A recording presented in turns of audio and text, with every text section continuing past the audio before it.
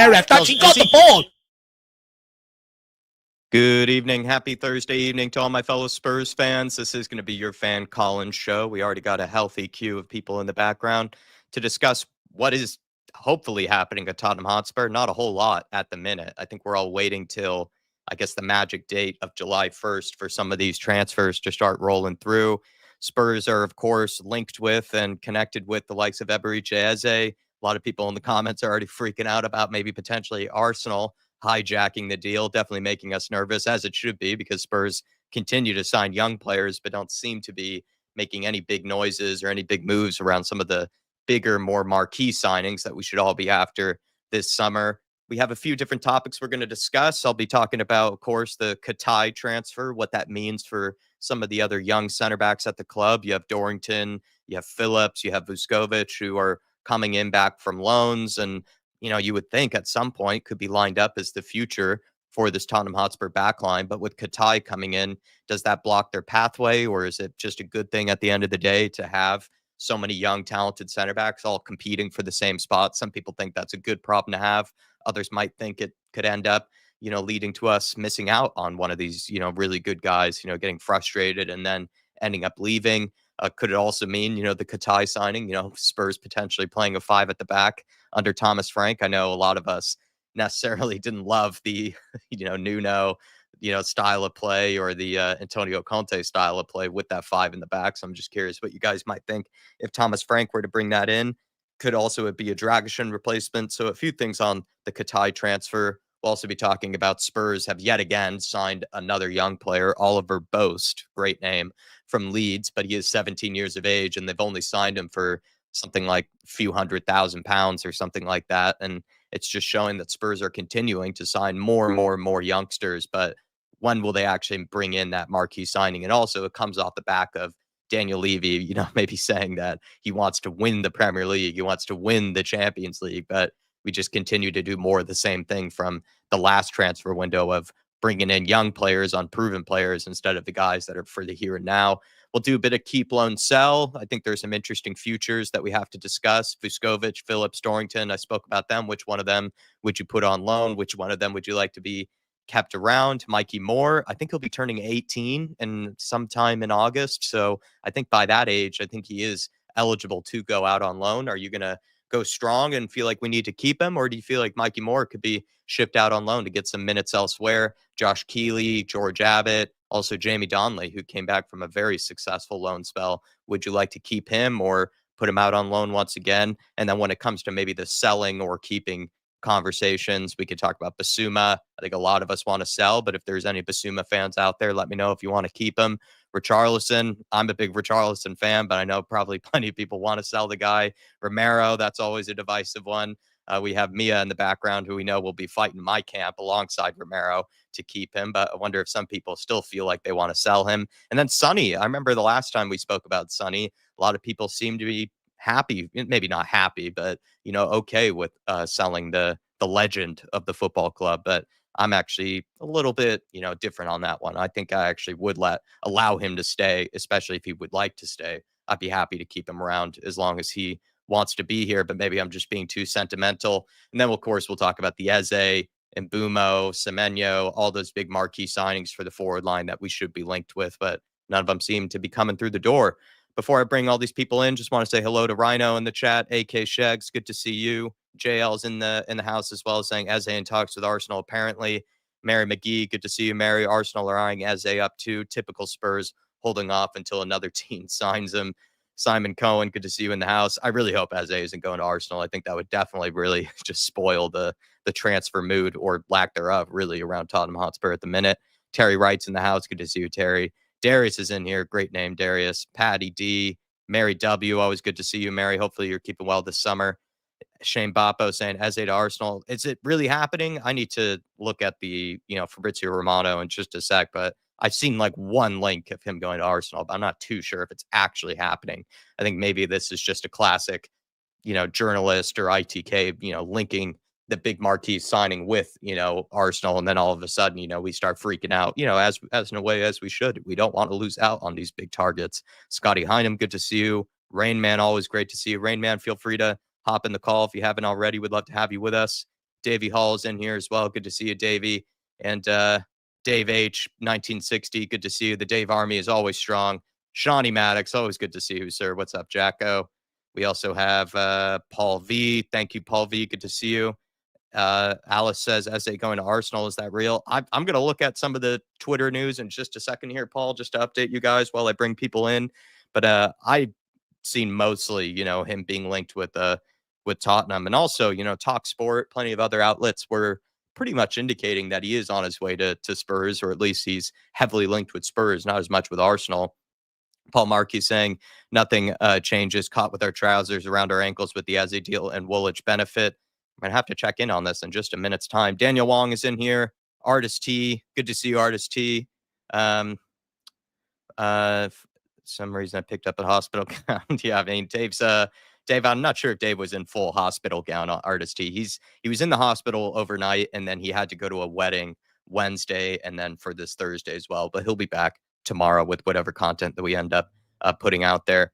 Plenty of other people in the house. Good to see you all. Thank you for joining us. Do hit the link. Go over to the post section. If you aren't a member, please become one, because it's a great time just to chat about any of your anxieties, any of your frustrations, or any of your hopes and dreams that you might have for this upcoming season during the summertime while there's no real football action happening. And also, this is maybe going to be one of those shows where it's not going to be nearly as busy as some of the other ones that we get, closer to the beginning of the season. So if you want your chance to come on, have a conversation with fellow and, very like-minded and lovely Spurs fans, feel free to do so. But without further ado, I'm going to get, the people in here, and then I'm also going to update you guys from what I can tell on the Eze transfer news. Perhaps I might have missed something here, but let's bring in some of the people. We got Brad, we got Rhino in the house, Mia as well, Daniel Larson, Daddy Larson, and then Paul.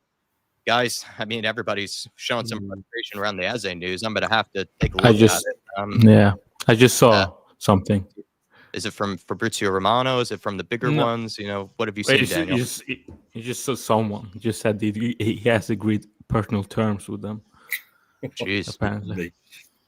Latest I see was something from Ben Jacobs. Ben Jacobs is like the other Fabrizio at the moment, saying Tottenham are looking to add another left-sided attacker, and Eze is one of the players on their radar. £68 million release clause that can be paid in 3 installments. I'm going to look up Eze, though, see if there's anything that's breaking. The Eze thing about signing terms is from Nobody Credible. It's Nobody Credible link has actually said that, so I would take that with a pinch of salt, because that's just been regurgitated. Some chancer puts out a tweet saying Eze is being considered by Arsenal. Someone else retweets that. Someone else nicks that and uses it, and then suddenly you got everyone losing their shit over it. It's a game of Eze whispers. I don't. I mean, I could look a complete fool this time next week, but I don't personally think there's anything in it. But Tottenham still have to do the business. Well, we need to get a fucking sorted out. Well, it's just we need to make one sort of big marquee signing, right, for the forward line. And, if it's Eze, then you got to get it done. If it's Semenyo, I think Semenyo might be a bit more expensive than the likes of Eze. And Mbumo, it seems like Mbumo might be one of the ones they're more keen on because of maybe the Thomas Frank history, but he seems to want to go to Manchester United. I read today a tweet. I can't remember who it was, so it might be one of these idiots, but it was saying that Tottenham have more or less given up on that, or trying to convince him to come to Tottenham. So that suggests that there is, money. I think what you just mentioned July the 1st, and I think that's very important because that's when it's a new financial year, I think, in the football world. And I think that means that, a lot with financial fair play and all this sort of stuff that goes on. This is Ben Jacobs. But this is from 3 hours ago. Continue your point. I'm just checking, keeping people. Arsenal added Everett to their list of left-wing targets. He's also been considered by Spurs. I mean, it's when we see a tweet saying Spurs are looking at, everyone goes mad saying, "Oh, why are we looking at him?" I'm fed up hearing about going by. So it's probably just the same sort of thing. Why wouldn't you? Why wouldn't Arsenal look at Eze? He's a good player. I think July the 1st is very important. The other thing is that to buy players, it doesn't matter how many assets you have. You need, the most important asset you need is cash. I've got guitars that are probably worth about £3,000. If I want to buy a new phone I can't buy it with my 3 guitars because I'd have to, or 5 guitars.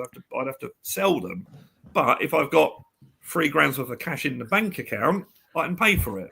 So I think this is a deal. Now, Daniel Levy and I don't know if you guys have talked about this on previous fan shows. That statement he made was very interesting about winning the Champions League and winning the Premier League. That's the first time I've ever heard him say that with such conviction. In fact, it was like, and it was on film. It's like, well, we've got evidence now. And my feelings was, well, you got to put your money where your mouth is now. Mm-hmm. So I'm just wondering, and Tottenham tend to do things very, very secretly. We always hear about signings or stuff very, very, we don't see any rumours of it. I'm just thinking or hoping that maybe they're trying to line up some investment that will be in the form of cash that will go into our bank account, and then we can pay the money for these players. The other thing is that Crystal Palace, I think, will accept free instalments for Eze, being 20 million or whatever it might be. So yeah, it's I think July the 1st is important. I think cash in the bank is important. I'd like to think that we've got some sort of investment lined up. And it just, I think the most interesting thing was Daniel Levy making that statement, because he's got an awful lot to lose by making that statement. Yeah. You know, and if by the end of the summer we haven't signed at least, say, 3 top players, because, you know, Adge, bless him, was saying that we need experience now. You know, I don't know what Thomas Frank's feelings is on that, but I imagine it's probably very much the same. So if we haven't got 3 top signings by the end of the summer, then you can say, well, what are you talking about winning the league? Because our team at the moment, our squad at the moment, is a decent squad, but it's probably best for, say, 6th or 7th in the league, and maybe a cup win in the FA Cup or the League Cup if we get a good draw in it, lucky draw. Yeah. But we're certainly, with the squad we've got at the moment, we're certainly not in a position to go challenging for titles. But if we get 3 top players this summer and then maybe add to it as we go on, like Pochettino did with his team, then maybe we will see a title challenge. So, but at the moment, I think they've got to put their money where their mouth is.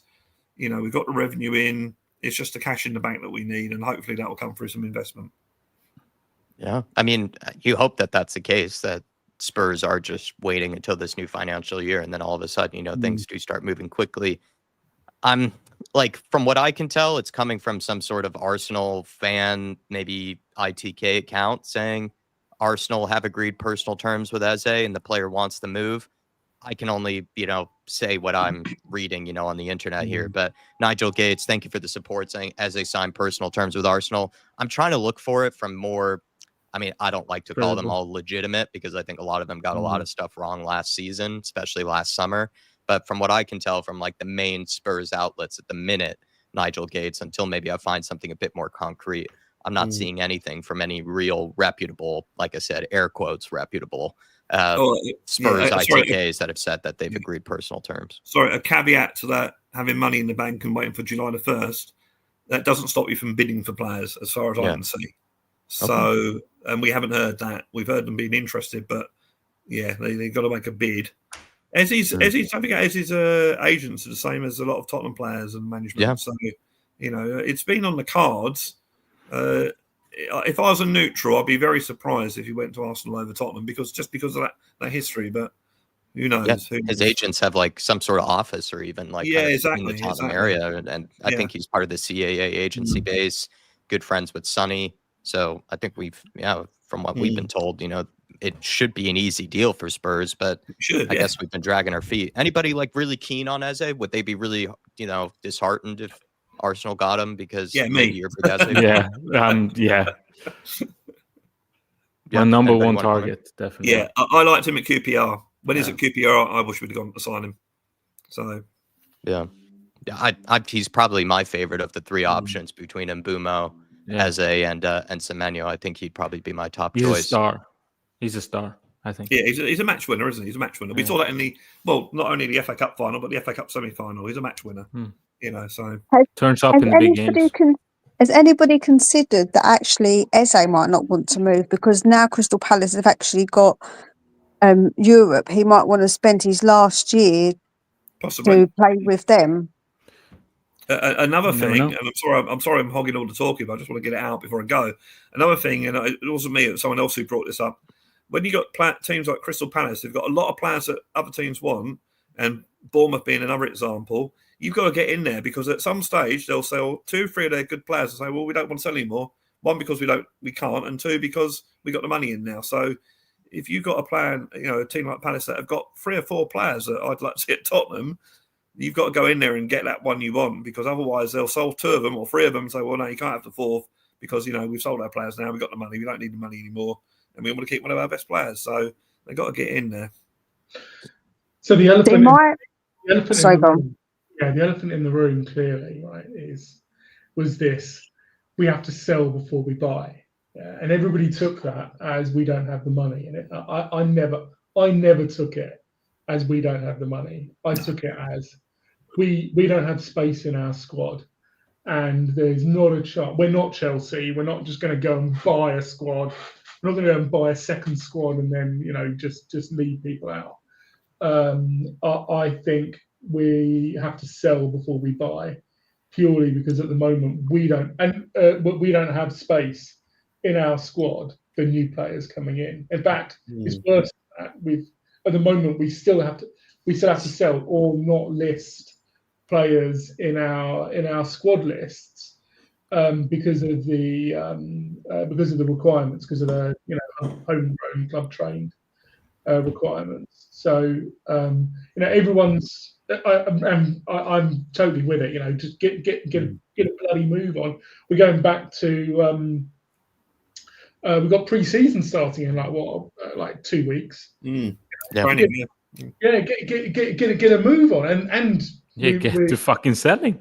Yeah, exactly. And we're going abroad and stuff. So get a move on.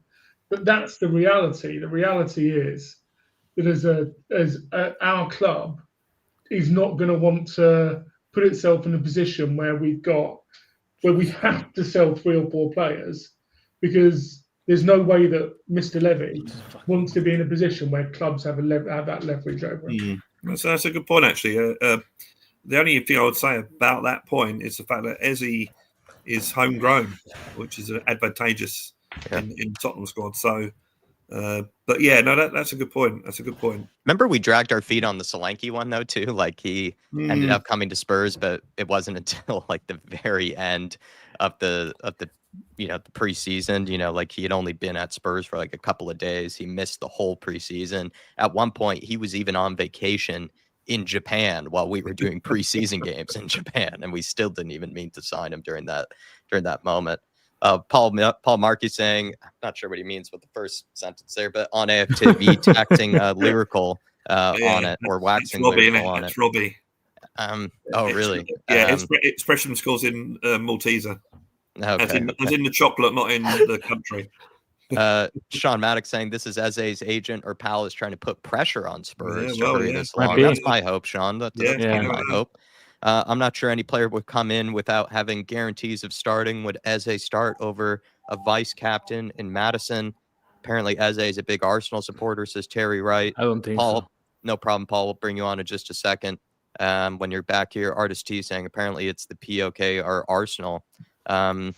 Toxic saying if we never approached him, he can't reject us. Yeah, that's true. And Shawnee Maddox saying it feels like agent talk, nothing reputable on Eze. Nothing that I can see that's, from the major outlets of any kind. Maybe it is just perhaps agents, trying to get a move on with Spurs. It feels like, though, can we wait that long? Can we wait till the July the 1st, July the 2nd? Hard to say. On the is he a Spurs fan? Is it? I've seen some people say he's a Spurs fan. I've seen some people say I've seen a documentary of Eze, and it was quite clear to me from that documentary that he grew up as an Arsenal fan. I'm not sure it makes a blind bit of difference when it comes to being a professional footballer.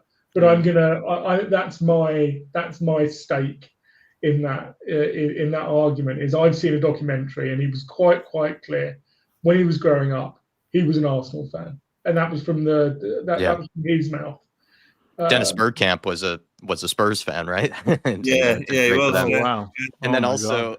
And didn't Eze get rejected from the Arsenal Academy? So you wonder if that love for Arsenal is even still there, right? To an extent after, because that's part of his journey. That's what a lot of people do like about him, is that he for some reason, just couldn't really make it at any of the academies, just kept getting kind of shrugged off until he finally got his chance, I think at QPR, and then took it. And then, of course, the rest is history with Crystal Palace and whatnot.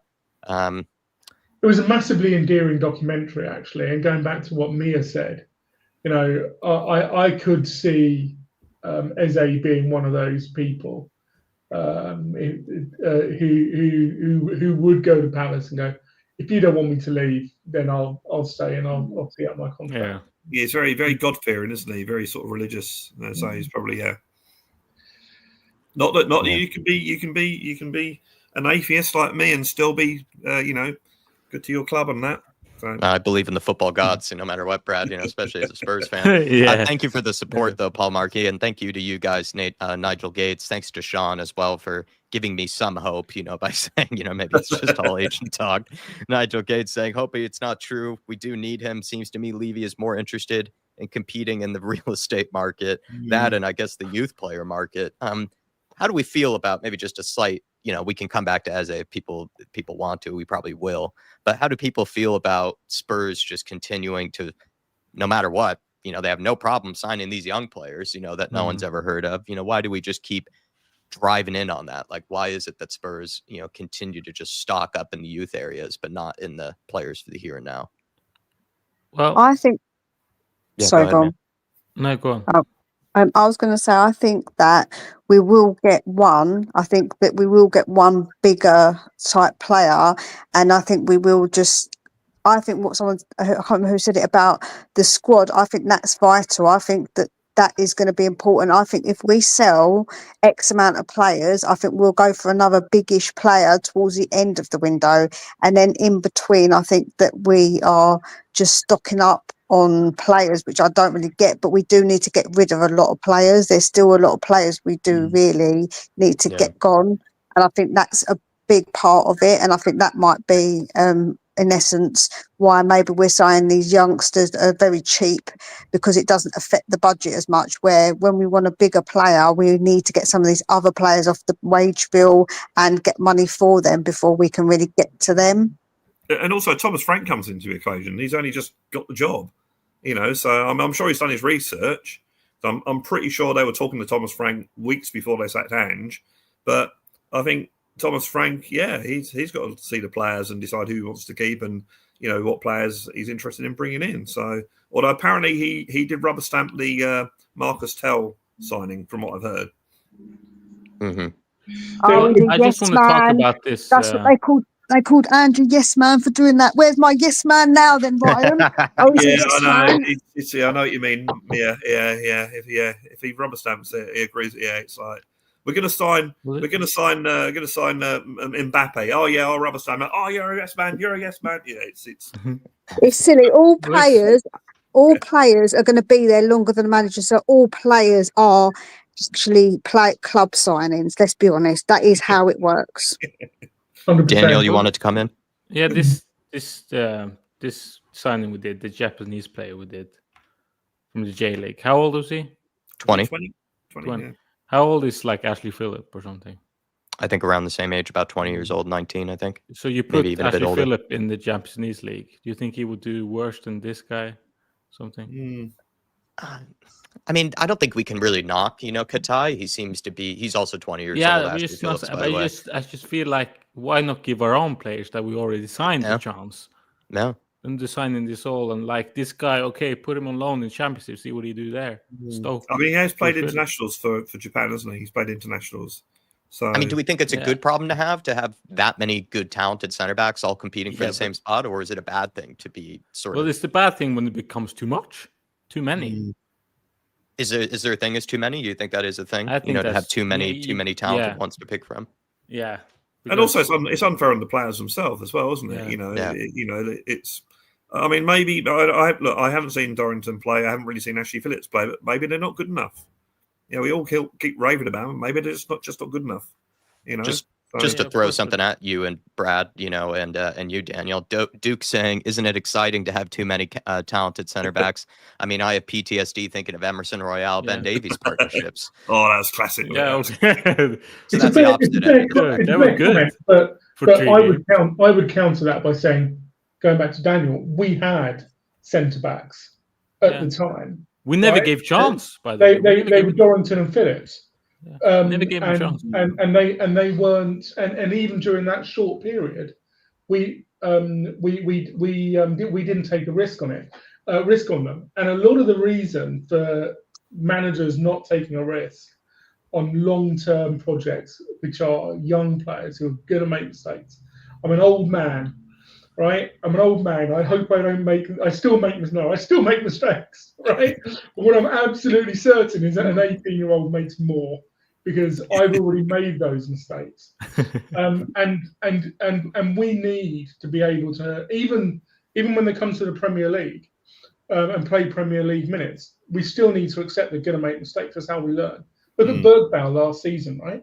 Bergvall, everyone was like, oh, he's either player of the season or definitely young player of the season. Look how many mistakes he made. He made loads of mistakes, leading to goals. I mean, I know it's hindsight is a wonderful thing, and I know that finishing 17th and losing all those games is not good, but it was actually probably best for Archie Gray and Bergvall. They all went through that. They went through all that stuff. That's a real good learning curve for them.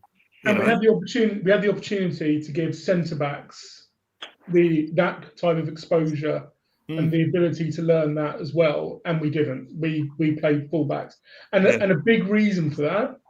What's a big reason for that? Why is it that Poch brought through younger players that other managers aren't? And that's because other managers are only here for 18 months. They've got no skin in the game of developing and going. And if I was Mia and someone who is absolutely adamant that sorry Mia, I might be misrepresenting you, that it was a mistake sacking Ange, the one biggest argument for me would be that if we kept him longer, he would have had a skin in the game to promote youngsters. I don't think he would. But the fact is, if you're only going to keep a manager for 18 months, he's got no reason to play youngsters. He's only going to end his job quicker. Joe, what I will say is that people say about youngsters, and I think you're right, because obviously long term it's hard for a manager if they're going to only be there for 18 months. But what youngster did Pochettino bring through that actually played first team from our academy regularly? Actually did start and then ended up being part of the first team? Nobody. Harry Winks, Winks and Skip. Winks and Skips. Right, and where are they now? What I mean is, who are there? Who have come through and who are big players now? None. Skip and Winks aren't the level. But what I'm trying to say is that people always say this about youth, but about Pochettino, he brought them through, but they weren't regular. They played, but then they ended up not really playing. Bit part here and there. Oliver Skip did a bit more. He went out on loan as well. So what I'm trying to say is all this thing about bringing through youth is a bit of a. I don't think it happens as much as what people say, and how much actually youth get to play and how much they're brought through. It's very rare for them to stay in the first team and to be regulars and to make it. I mean, Delhi. I mean, look, Delhi, but he wasn't our academy. I'm talking about our academy purely. Yeah, absolutely. We had a massive problem with our academy, which Paratici came in and just swept a broom against, because we had massive problems. So absolutely take that in. But Poch did bring through young players. I mean, Delhi was signed as an 18-year-old, and he brought him through. Ericsson was very young when we bought him, and he trusted him and gave him so did Postecoglou. He gave chances to Bergvall and Archie. So what I'm trying to say is no different. What I'm trying to say is that I don't think it's people make it out like it's the be all and end all, and that all managers do that and that our managers don't. But I don't think you actually realise it happens not as often as you think, because a lot of players, they get some time and then they get moved on. They get moved on to another club. They don't stay at that club. It feels like, just to chime in here, it does feel like Daniel Levy and Paratici sort of saw some sort of issue with the youth department and with the youth recruitment that they then really just like overemphasized at this point, bringing in a lot of young talent. So they just feel like they have some players that they're hopeful for the future, or maybe in the past, it did feel like a bit of a graveyard of players that they could bring through. And so then that's kind of why the Harry Winkses and the Skips and whatnot of the world just stuck around for so long, because there wasn't really a whole lot coming through. Whereas now, we do have supposedly a lot, to pick from. Not saying any of them or all of them will make it, but there's a lot to pick from, which is maybe different to what it was. I'm looking at the Tottenham team I've grown up with, and I'm just thinking, and you can think of more maybe. Probably only Glenn Hoddle and Ledley King have come from our youth and actually become superstars. Mm-hmm. So I think there's a bit of a myth that that all these great young super players are out there, because there's not that many. It's quite a rarity. Your Wayne Rooney's and your Ronaldo's and your Mbappé's, they're quite rare. It doesn't really happen all the time. And if you look at Tottenham, I'm thinking of Hoddle and Ledley King as the only two that have come out and absolutely smashed it. And Harry Kane, of course. But yeah. Jerome, we have you with us here. Sorry, Harry Kane was loaned out to a lot of teams. I mean, and made it through that way. I think it's a slightly different one. Well, we're doing that with some of the other young players. Jamie Donnelly's been put out on loan. George Abbot's going to be put out on loan. Hoddle and Ledley King went straight into, as far as the first team. Yeah. Gotcha. I think it's a very different environment. And let's be clear, Harry Kane was loaned out a lot. Yeah.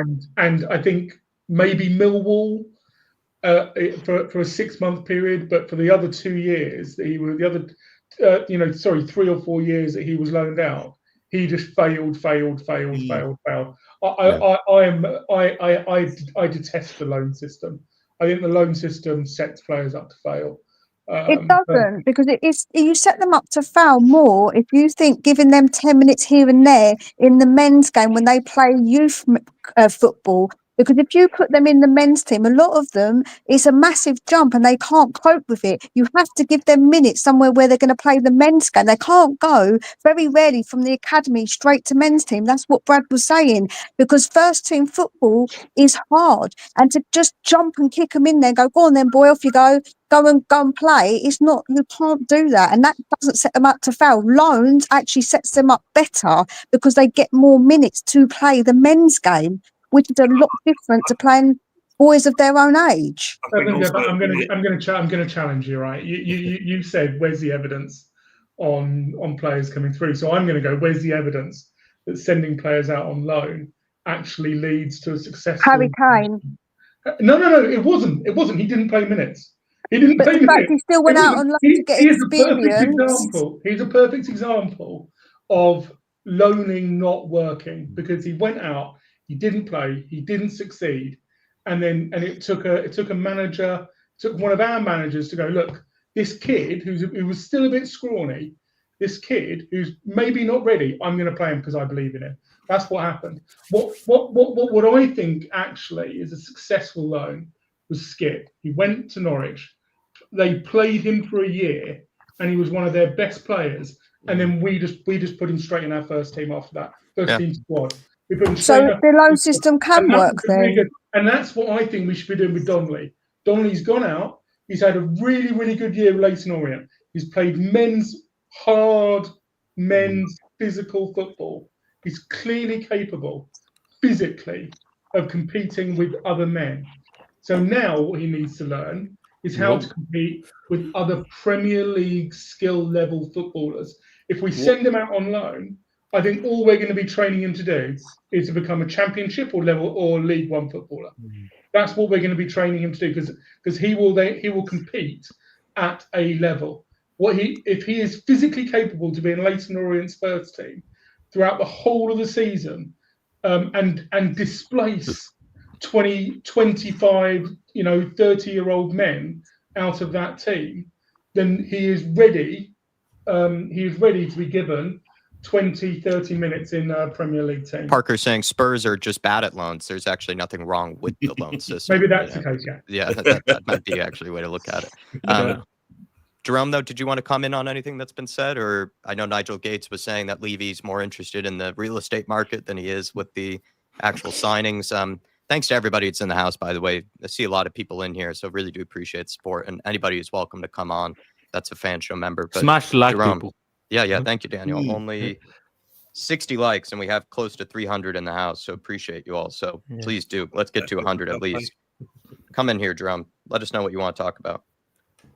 Oh, no, I'm all good. I'm just listening for the moment. But yeah, in terms of Levy, it's like, what's the point of talking about this guy? It's been 20 plus years that we've been just begging this guy to do something, change something.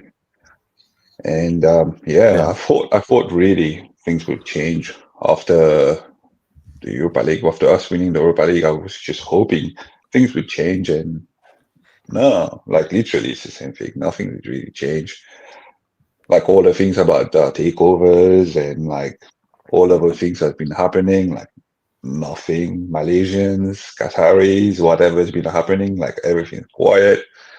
So nothing's changing at this club. So it looks like it's the same thing every season. It's the same thing.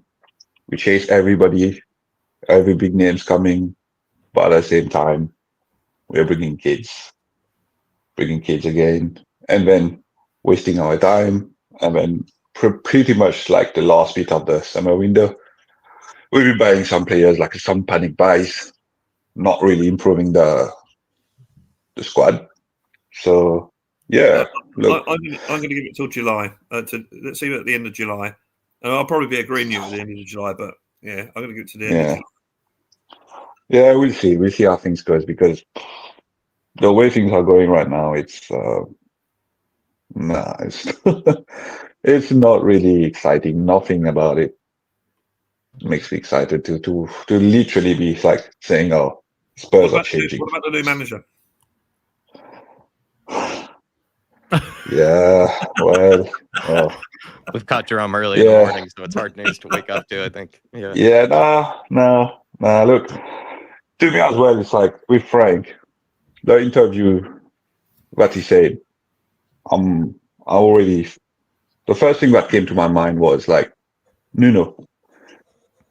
To me, if he came and said to us, no. Listen. The thing that if he came to us and said, look, I know we all gonna make you proud. Want me to, yeah, you all want me to be like going aggressive, attacking football, but right now we'll be working towards this. But right now, what I need is to play my football and winning games with Spurs. The guy just came in and said, aggressive attacking football. He's not known for this. He's not known for this. He is a counter-attacking manager. Brentford has been a counter-attacking, fast counter-attacking team. He's not known for this. To be coming and saying aggressive attacking football, that's a worry. Nuno tried to do the aggressive attacking football. He failed. He was not known for this. Did you not see him in the Championship when they got promotion? Because they were very attacking, and they had Watkins, Benrahma, and Mabutu. I can't say his name, but you know the one as their front three. They are very entertaining. Yes, I remember watching. Yeah, they were very entertaining. But that's the Championship. You can have good players and try to do this. But when he came to the league, he was not doing aggressive attacking football. Okay, I'm going to take the view when he joins Brentford. Okay, your first priority is get Brentford promoted. He did that. Then the priority is keep him in the Premiership. He's done that. He's made them. You're not going to think of Brentford getting relegated anytime soon. He's done that. He probably had to be a little bit more defensive to do that in the Premiership. Yeah, we saw Burnley come up under, I can't remember, was it Company? Oh, he played really great attacking football. Went straight back down again. We see with our own team under Ange play all this wonderful attacking football and concede goals and lose. So I think he's done what he's had to do at Brentford. Yeah. So and now he's come to a team that have arguably got better players. Yeah. You know, a team that have conceded lots of goals. Because let's face it, Daryl Ange probably wasn't that tactically. Didn't teach them to defend. Now we got a coach that teaches them how to defend and how to change tactics in the game. Admittedly, it's going to take a time for them to learn that. So I'm not expecting any great things in the league the first season. But I think we're just going to have to give them a chance. I'm actually looking forward to it. If we sign players, I'm actually looking forward to the new season. I can't remember saying that for a long time. Yeah, I agree. Yeah, if we do sign players, that's the main thing. He needs reinforcement. That team needs reinforcement badly. Oh, yeah. But the way things are going, it doesn't seem like we are changing the way we're doing things. It's not. It's the same. It's the same thing we're doing like last season. We're just wasting our time bringing a kid, and then wasting our time trying to make players come here. So look, the thing with the league right now, if you look at all the teams that are around us, that we're supposed to be competing with, they are strengthening badly. And we are still the same. We're a team that finished 17th last season. We all complain about it, right? So what's Levy doing?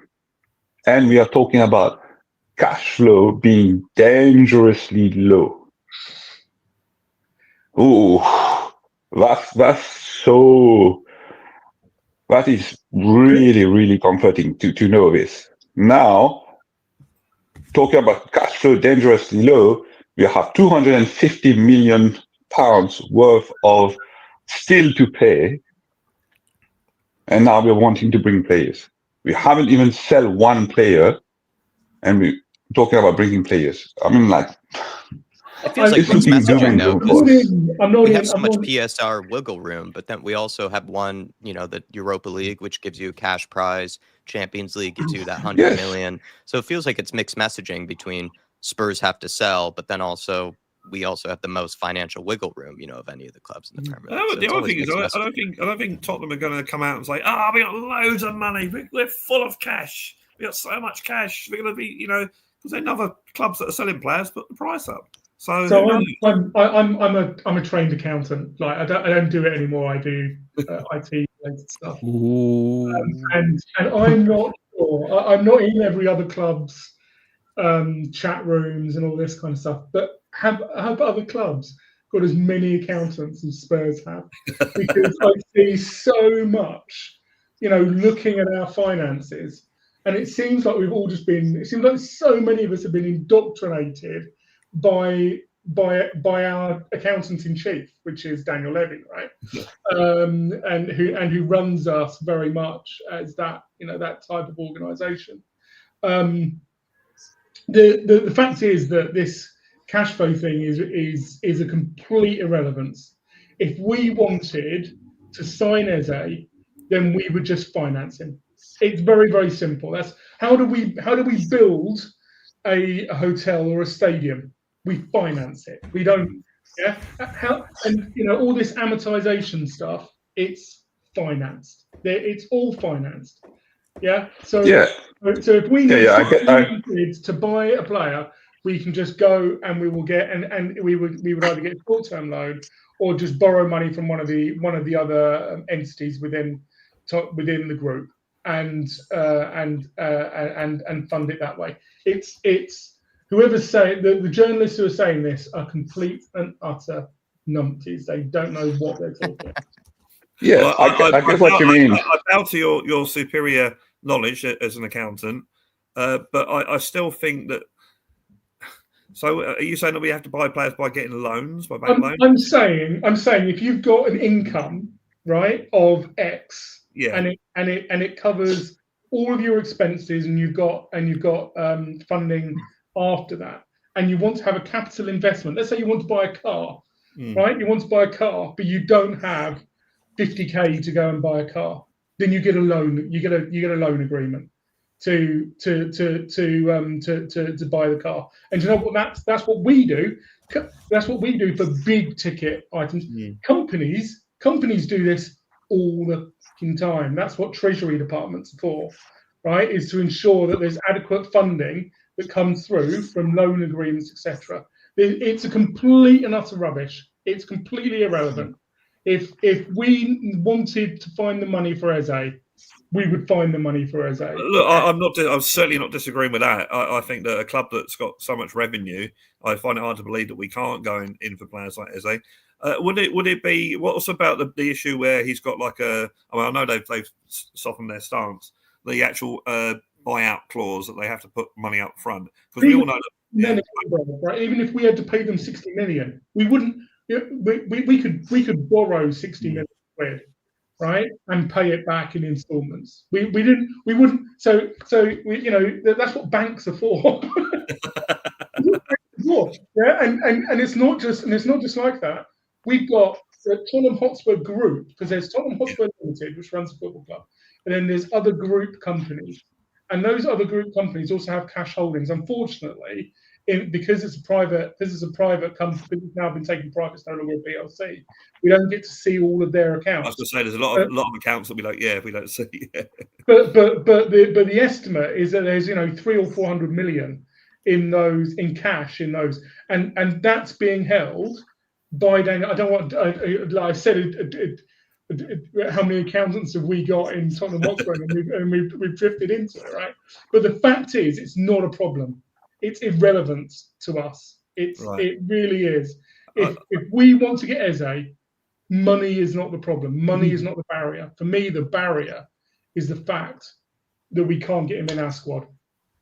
No, it's not, like I was telling you, it's not really about the money. Like you say, yes, you said again, it's correct. The 250 million, that's long-term liabilities. They break it over the years, to repay it back. So it doesn't really affect their finances. Their profit and loss doesn't get affected by that 250 million. That gets broken up little by little. So that's fine. What I'm talking about is the PR nonsense that they are spreading towards journalists. The thing is, this is just PR to let everybody know we're going to be wasting time again this summer. So pretty much going to say the cash is low, don't know, we've got this amount of money to spend. It's just PR nonsense. So that's why I'm sick of Tottenham. I'm just absolutely in agreement with Jerome. This is what I'm saying. Exactly what I'm saying. They are spreading a lie, and whether it's PR and it's coming out of the club to try and placate fans, or whatever, it's irrelevant. It's if they wanted to spend the money, they would find the money. Well, this is why I don't think you were on earlier. When I was on earlier, this is why I found Daniel Levy's statement in that video interview very interesting. That he said, "I want this club to be Premier League." Blah blah blah blah. That's the first time he's actually said anything like that, and it's on video, so we can hold him to it. So why are you saying this, and yet we haven't bought any players? Yeah, no, you're right. You're right, Brad. For him to say that, really does. Yeah, it was he didn't need to, and now we're going to hold him accountable. We saw the protest last. We got you on tape, bitch. Proper protest. So. And he said failure is not an option for him. Yeah, really, come on, man. 27 years of him, and he's talking about failure is not an option. He's been failing all the time, man. Come on, that's the only time he's got success. 2 times. Jesus Christ. I like Paolo's comment here. Enoch deliberately hold off on signings to get us so desperate for anyone to walk in the door. Then all of a sudden, Twitter propaganda drops a comp once we announce shit players. I mean, I don't fully agree with this, but there is kind of an extensive times where we hold off so long and we drag our feet so long that then we just get linked to anyone. Then all of a sudden, we just get excited that anybody's actually going to be holding up a Spurs kit. Pick up to you, Paolo. Good to see you. Do we feel like maybe there is just two separate things going on? Like Spurs have a budget. I think El Dante said this. Spurs have a budget for the youth players, but then also have a budget for, the big marquee signings. So I guess that's what we can be optimistic for. That's just two different approaches they're doing at the same time. Well, I believe so, Jack, because of the wages as well, because that all factors in. If we've got X amount of players on X amount of wages, obviously that does factor into the money, because when you buy a player, it isn't just purely the money you're spending on them, it's the outlay of course, wages, etc. So I think that's probably why the young players worth not very much money are easy to get hold of, because their wages don't really contribute to much added on to the outlay of money. Well, we don't know how much because sorry, go on. No, sorry, keep going. Sorry. Oh yeah, because we don't know how much Eze's wages he would want, because obviously it's a step up. In our eyes, I think it's a quite a big step up to go. I know they've just won a trophy and stuff, but Crystal Palace to us, so he might be expecting X amount of wages. So that's of course got to be added on. And if we've got a player that's due to go out like a Richie, that money will obviously replace the Richie's wages money, if that makes sense. Or even Sonny, right? Sonny's on 200K a week, but they're waiting until after the Korea tour to the bench. Yeah, we don't know. He done the shirt promotion, so I'm hopeful. I know that happened with Kane, but I noticed that as well, Nick. Yeah, he's you never know, innit? But he wasn't all over it. Has the Spurs calendar come out yet? Because that's when they say if anyone's in June or July, they're going to be sold. Why can't they do like a calendar for like the girls and then a one for the girls team for the men, isn't it? I want my one. Yeah. Nice Romero in October. That would do me nicely. Oh, you mean the girls' team, Mia? Sorry, I misread you there. Yeah, no, I mean you can have a girls' team one and a ladies' team one, and then the men's team one, and like in their shorts, swimming trunks, etc. And Mia, with Eze, this news that's just come out, or this rumor mill that's going out with Arsenal. I wouldn't put it past his agent to be going, yeah, do you know what? You need to be paying him 180k a week, 220k a week, and that's leverage as well, right? If there's other people who are interested, therefore we need to be paying him, the wages which are which he deserves. And what's being kind of said is that Bruno wanted, or let's say was open to staying in North London, wasn't averse to staying with Frank, but the drop dead problem is always going to be that Man United are going to spend the wages. And because Mia's right, I make Mia right. Everybody talks about transfer money, but actually when it comes to players and when it comes to keeping them and when it comes to signing them, quite often the wages are far, far, far more important. So Bruno, we were offering him 130, and they were offering him 200. Where's he going to go? I'm sure that was the main reason, but he was supposedly a Man United supporter as well as a kid, so maybe. What I will say, I've got a friend who's a Man U supporter, and a few people near to where I live, and they all were complaining because they do that, because they end up getting mercenaries in who only want the wages, who don't want to actually be there, and they've ended up with someone like Rashford, who's on such high wages, he's hard to get rid of. With someone like Sancho, high wages, they can't get rid of. And that's your other problem, you see, where people say about wages, you also got to be a little bit careful and balanced, because it's also about when you want to sell them on. If they're being a pain and whatever, and you want to get rid of them, look what we had with Ndombele. That's the other thing with wages. You do get mercenary. You end up getting a mercenary.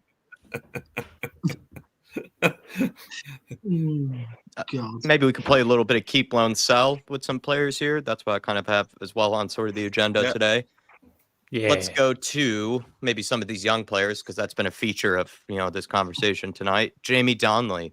Does anyone feel strongly about keeping him maybe at the club this season now that he's actually had his time away on loan? Is he someone that would be worth keeping around? Certainly had an extraordinary season with Leighton. You'd have to give him a chance, wouldn't you? You'd have to let the new manager see him. Yeah.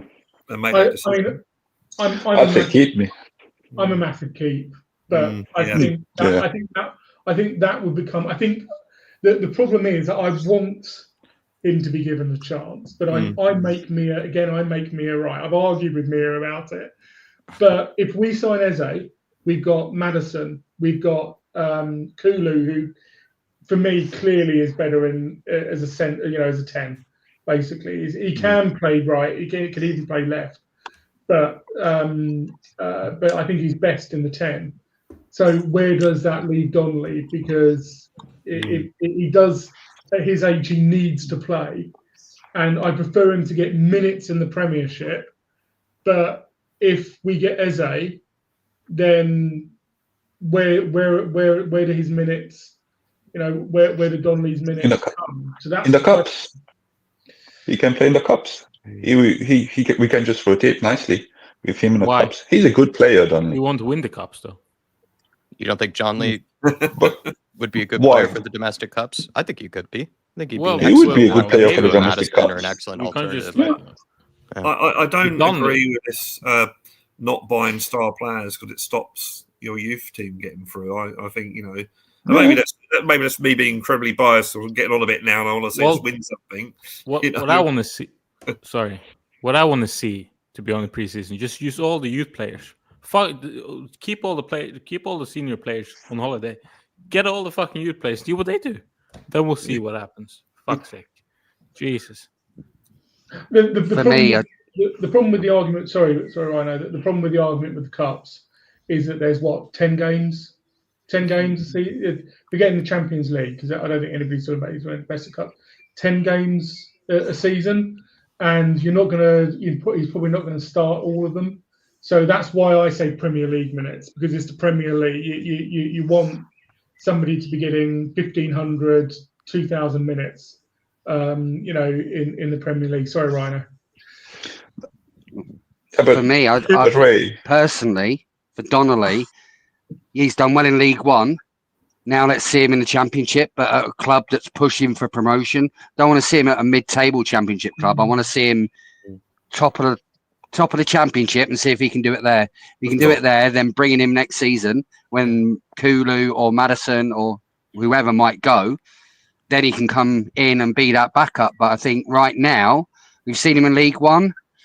We got lucky with Dele Alli when he did it, come from League One and played well. But for me, he needs a top Championship club for me. How do you find that club for? Let's talk of West top Brom.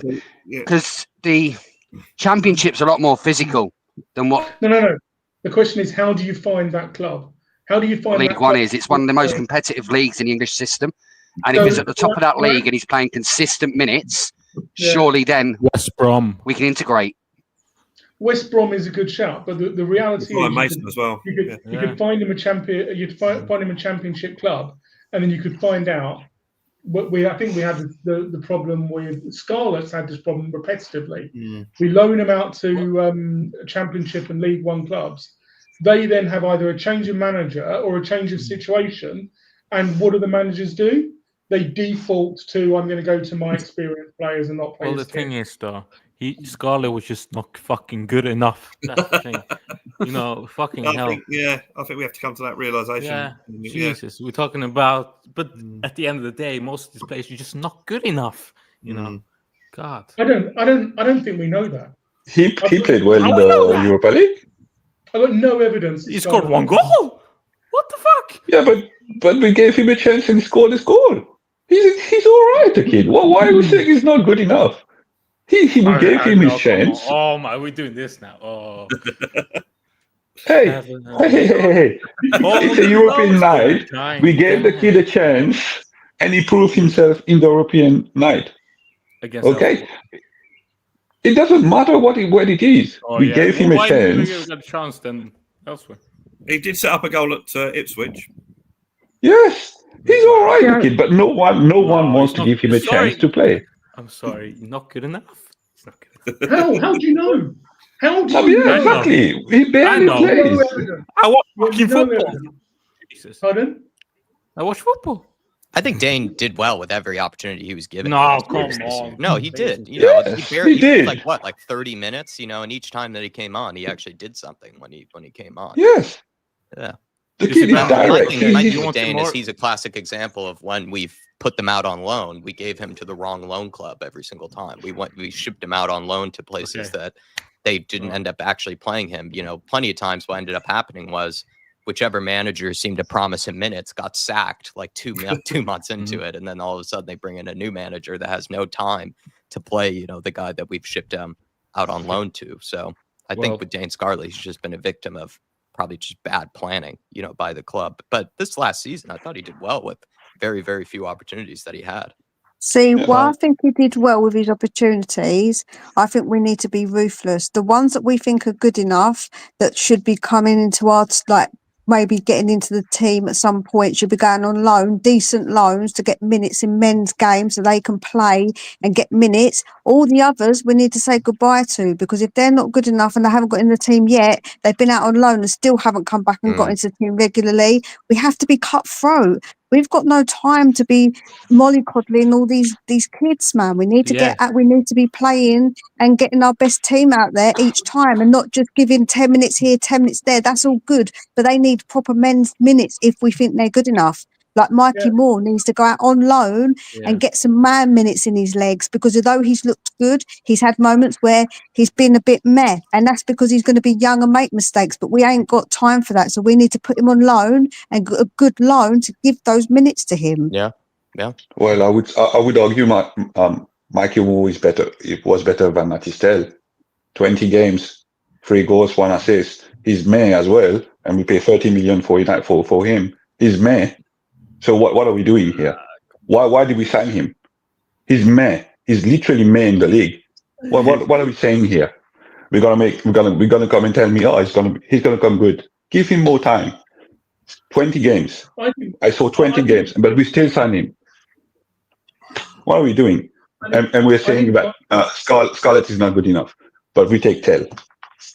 Great. I wouldn't mind what Paolo's saying. Maybe put Scarlett out on loan to like a Dutch club or a club maybe, you know, away from the English system and see if he can actually develop there. That seems like a good final opportunity. I'm not even saying to keep Scarlett around. I did think he did okay with any little minutes that he was given, you know, by Spurs. Mikey Moore, I don't really know. I think, you know, he would benefit from a loan away. I think he would. Mikey Moore, he's too young.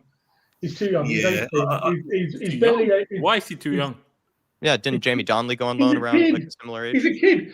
17. Yeah, but no, he's going to be 18. He's going to be 18 in August. 18, Yeah. I look back now. Yeah, but come on, Jamal. Okay, talk about Jamal. Way too young.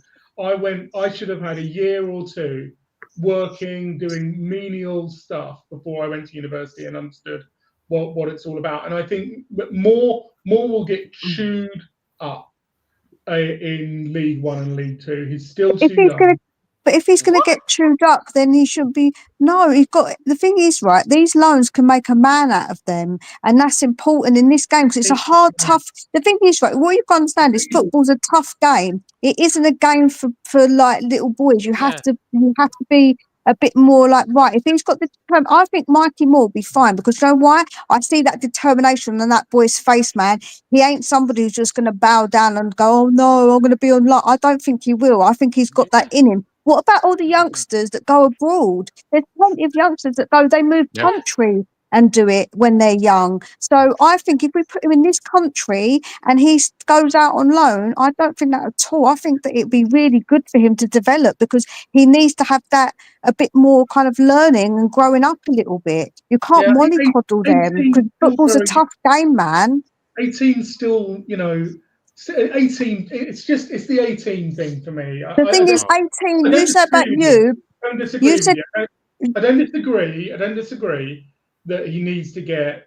I love that man minutes. I love that. I love that in his leg. And real Graham Souness from me tonight. I think that I absolutely 100% agree. I just think maybe, you know, when he's 19, 20, you know, maybe next season. You know, but you're using anecdotal because of you have been at university, but everybody's different. There's some 18-year-olds who go university and they're fine going university. Like they're absolutely fine. Some kids, they're not made for university at all. Like I wouldn't send neither of my children to university because they're not made for it. I can just tell because I know my kids well. But if they think 100%. That he's ready for it and he's okay to do it, send him because I think that will make a man out of him and it would be really good for him to learn and go away from where he feels safe and comfortable because football, like I say, is a tough man's game. It ain't no little boy's game. It's got to be. It's a tough man game, you know. Yeah. The jam released in the City hour, and Paul was only 17, 18. So, 100%. Come on. I wouldn't be against him actually just going abroad, maybe to a club or something like that, where it's maybe more of a technical league. You know, can allow him to actually play alongside technical players and then see him develop that way. I'm not really against either him staying around or going, but it would be nice to see him get minutes. And coming to that, Jack, we've had one player who's gone out on loan abroad, I'm thinking of somebody else. Sorry, we've had a couple of players go on loan locally, right? Donnelly, I'm going to forget Keeley, but Abbott as well. He did well, yeah. They've all had great loans. And if people are going, send them out to get man minutes. I'm going to use this repetitively now. Send them out to get man minutes. You know, help them prove themselves.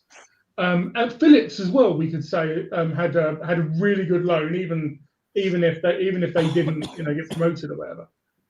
Where's the proof that then is a pathway to being in the Spurs Premier League, in the Spurs first team squad? Because I still don't see anything. I see players going out on loan, having great loans, and then coming back and people going, well, they're a championship player.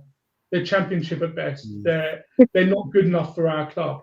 Because as I said, only a small percentage of players actually get to do that. Only a small percentage of players actually make it to their Premier League team, their academy, and actually be first team players regularly and then end up in the actual team. It's a very small overall in the Premier League. The percentage is tiny because a lot of the academy players don't end up being good enough. We have to be realistic and ruthless and say that it's not always the way that every youth player that you think's good is going to make it. Unfortunately, that's just not the way it goes. But if we're coming back to this, if you don't give people opportunities, they will never be able to prove you wrong. And the problem is that we don't give them opportunities. No. Or when we do, like Scarlett, and he plays minutes and actually does stuff, people turn around and go, well, he's not good enough. And it's like, well, where's the evidence? When he's played, he actually played quite well. He's played one fucking game! It's like, but he's not playing. But he's not playing more games. Well, play him more games then. Yeah, well, who do you blame them? Who do you blame then? Pardon? Who do you blame then? For what? He's not played more games. I blame Daniel Levy for not giving us consistent. What? How can you blame? Okay, how can you blame him? Wait a minute. I've got an argument here for not giving us consistent managers. If we had a manager like Frank, who'd been at our club and been allowed to be 9th, 6th, 12th, who'd been able to have a long-term view, then those managers would have invested in younger players because it would have given them a direct benefit as well. But if you're going to have somebody like Pochettino, Postecoglou, who's given 18 months basically, right? Where is the drive for him to take a chance on a kid when he can sign Matisse Tell, who's played 30, 40, 50 games in the Bundesliga, already proven minutes, right? Just go and buy him rather than take a chance on a younger player. I think both people can be right. I think at the end of the day, Mia's right that only so many actually do end up making it. But at the same time, you do look at, there are a lot of young players who do end up taking that opportunity when it's given to them. Plenty of them don't take that opportunity, and then they need to be shipped out on loan, need to be given time and minutes away from the club to figure it out, to be able to learn their craft. But there are plenty of people that you could point to that are very, very, very young players that are playing at a very high level because they have the skill and the determination and just the belief in themselves to actually play at that high level. Because you look across Europe, you're seeing plenty of high caliber European teams that have 18-year-olds, 19-year-olds, playing in their team quite regularly. But it's just because, they're good enough, but also they took that opportunity when it was given to them. It's not like they're just being given handouts. They take whatever chance comes their way and, they take it in stride. Whereas some people don't and then end up needing a bit more time, maybe elsewhere, or just need more opportunities maybe down the road. It's just how it works. Some guys take it straight away, other guys don't. And I think you just have to find out one way or another, really. I think we got to probably push it on to, though, maybe some other keep, loan, sell conversations. Maybe Richarlison. Does anyone have a love for Richarlison this summer for selling? If we get money for him and we bring in a replacement striker, because I think he's too injury prone. Yeah, I'm the same. Yep, too injury prone, and he's not the greatest, but there's like he's got a bit of the Lamella about him, where I actually quite like his. I like his attitude and I like his passion. He's just not good enough, or he's too injured. When he does play, he's had moments where he obviously did score a lot of goals, and then other times where he's a bit meh. So he's a bit of a difficult one, but I do really like Richie. When he was playing the drum and that one we won, I just love him, letting everyone kiss his medal as well. Love that guy. I thought it was immense in the final as well. Yeah, he was really good. He sort of defended from the front, or whatever you call it. Yeah. He's too injured prone.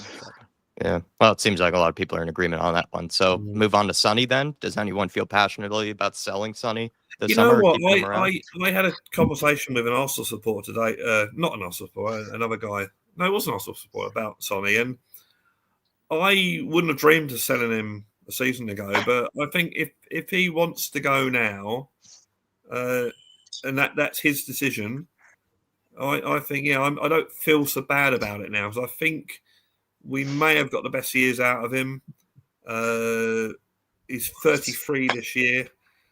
I think it's down to him. I think Thomas Frank should sit down with him and leave it up to him. And if that's the case, if he wants to go, I'm okay with it. I mean, yeah, I'd rather keep him because I think he's a good player. But yeah, it's the end of an era. It's the end of the Kane-Son era. So yeah. I try not to be over sentimental about players, and I've tried not to be over sentimental about players since a certain Sol Campbell.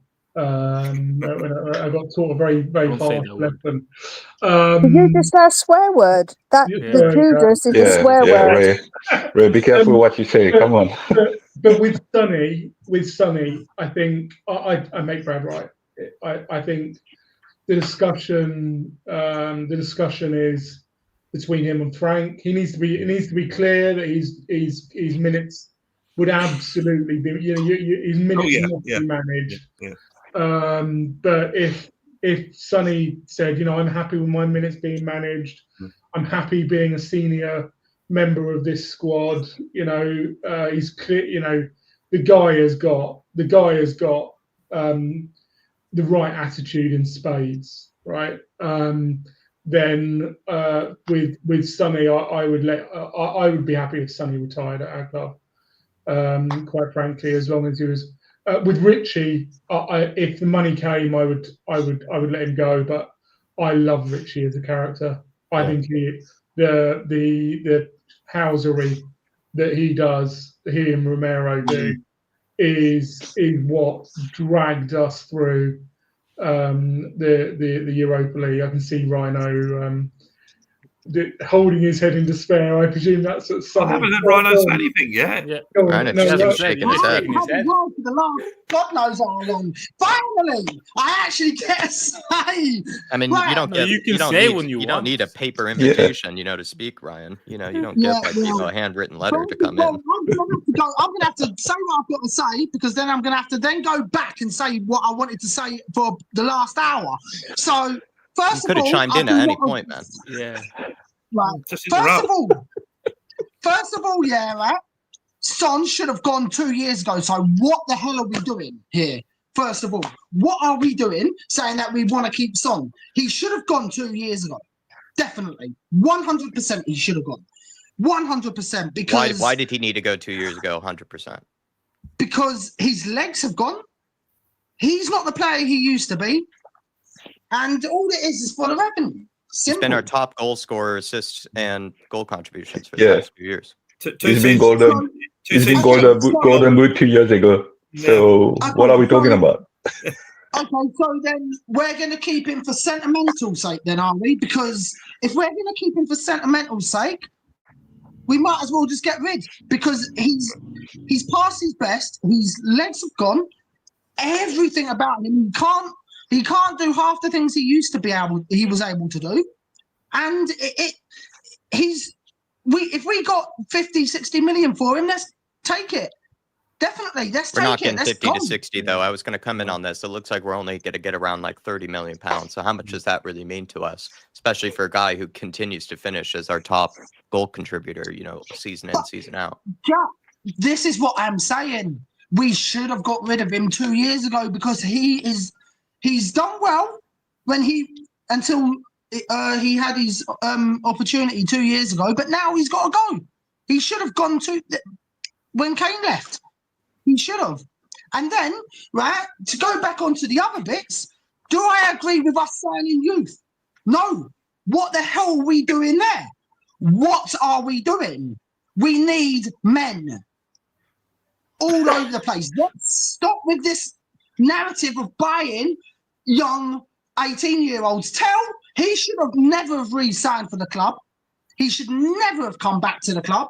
He should have been back at Bayern Munich and got Polini in instead. I would have taken that one all day long.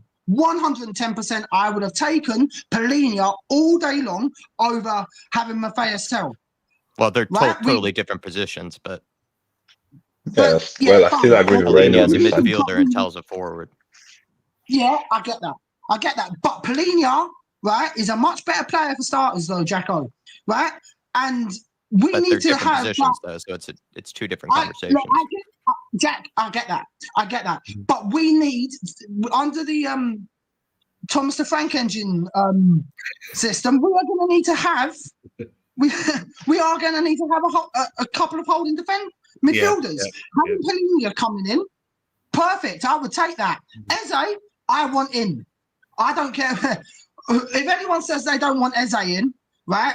I believe it's nearly there. I just don't think it's going to get done until it's after the new cycle. And saying that we haven't got no money, well, we have.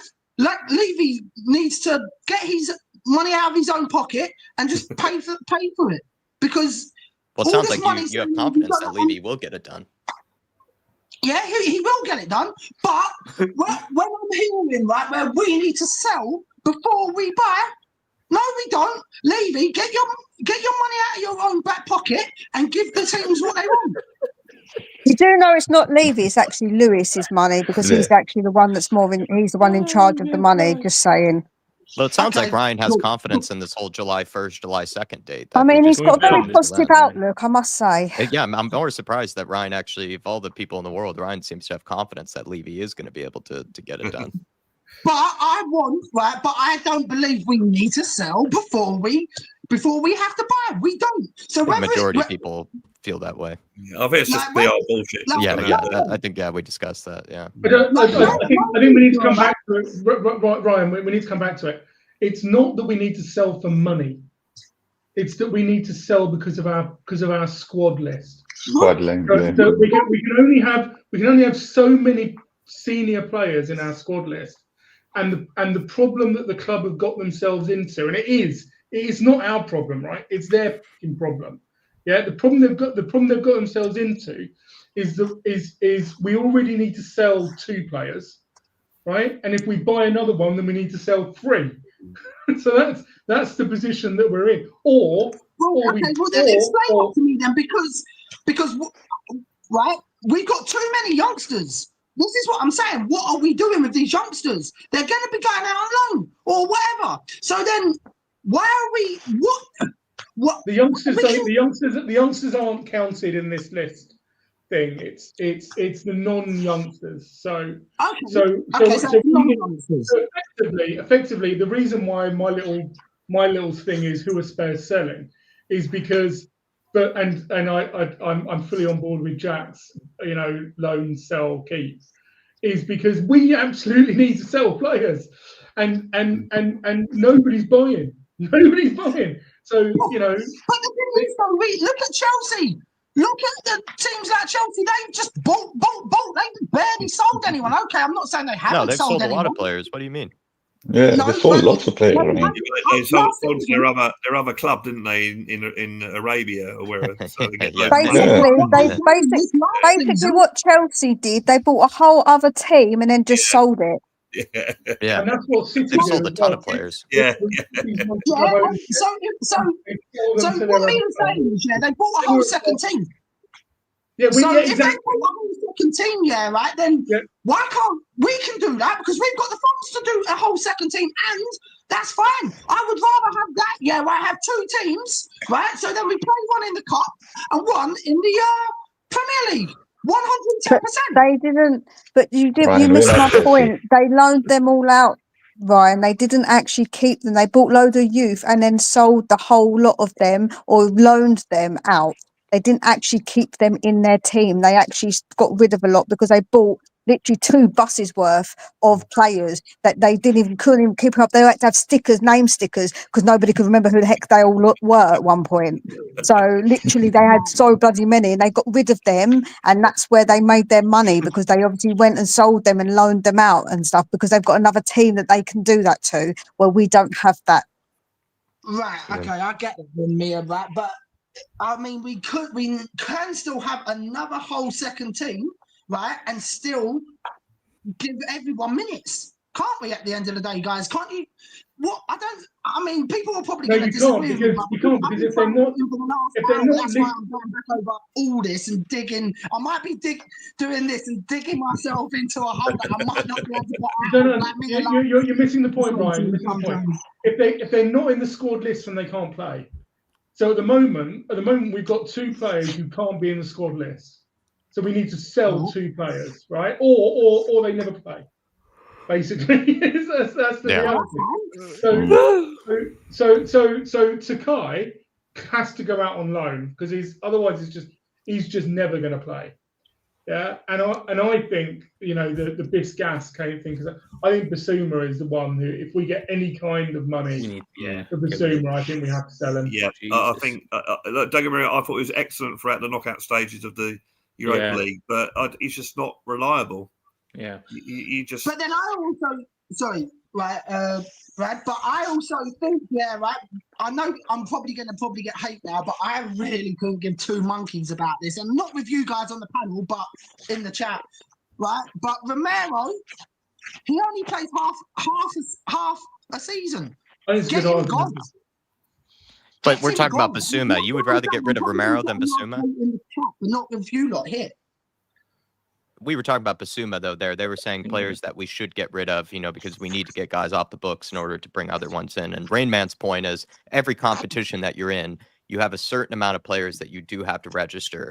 And especially if they're over the age of 21 and they're non-homegrown, you can only register so many. You can't just have 3 or 4 squads of players that you're paying people to pick from. You do have to get guys out in order to bring new ones in. And so the likes of Basuma, Richarlison, maybe even a Sonny might have to go in order for us to make room for new guys like Eze, your Paulinhas, these sort of types of players. Or Romero, Jack.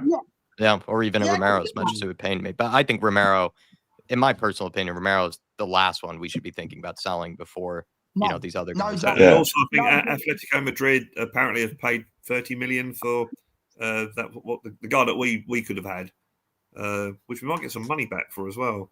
Yeah, for Cardoso. Yeah.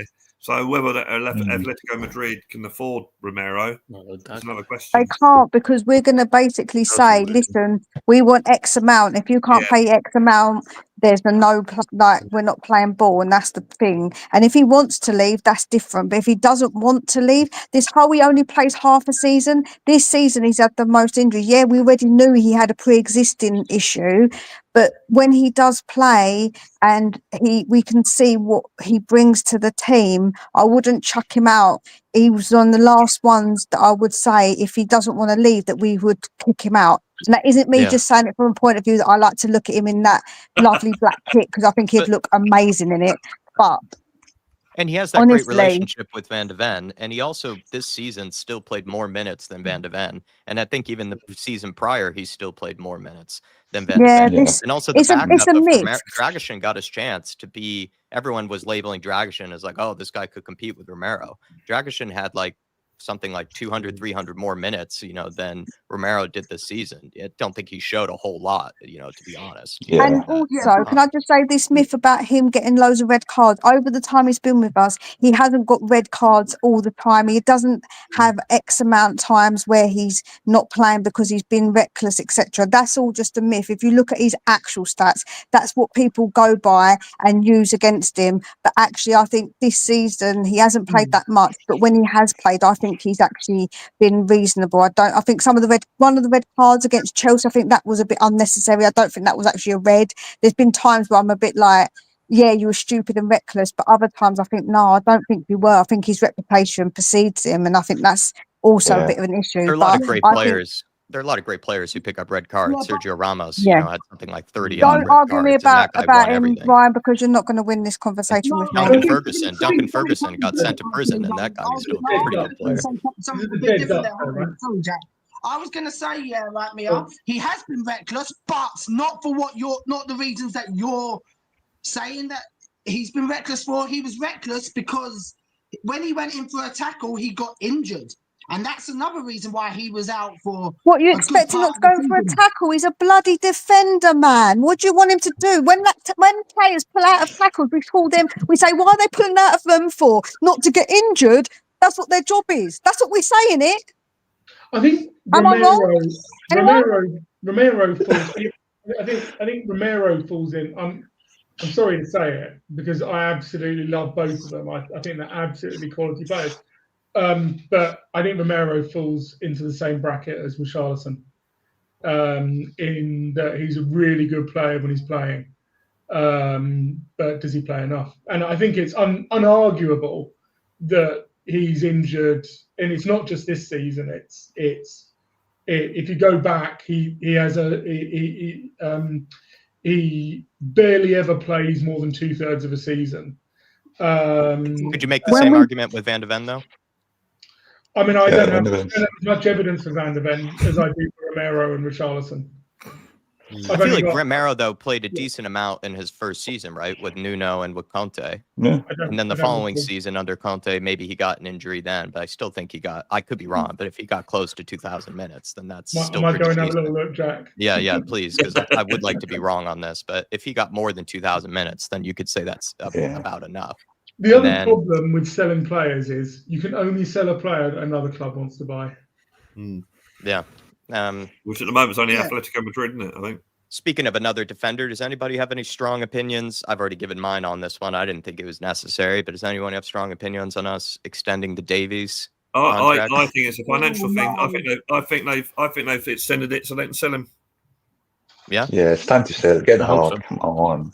Yeah, Ben Davies should have gone at least 10 years. Well, not 10 years ago, but about.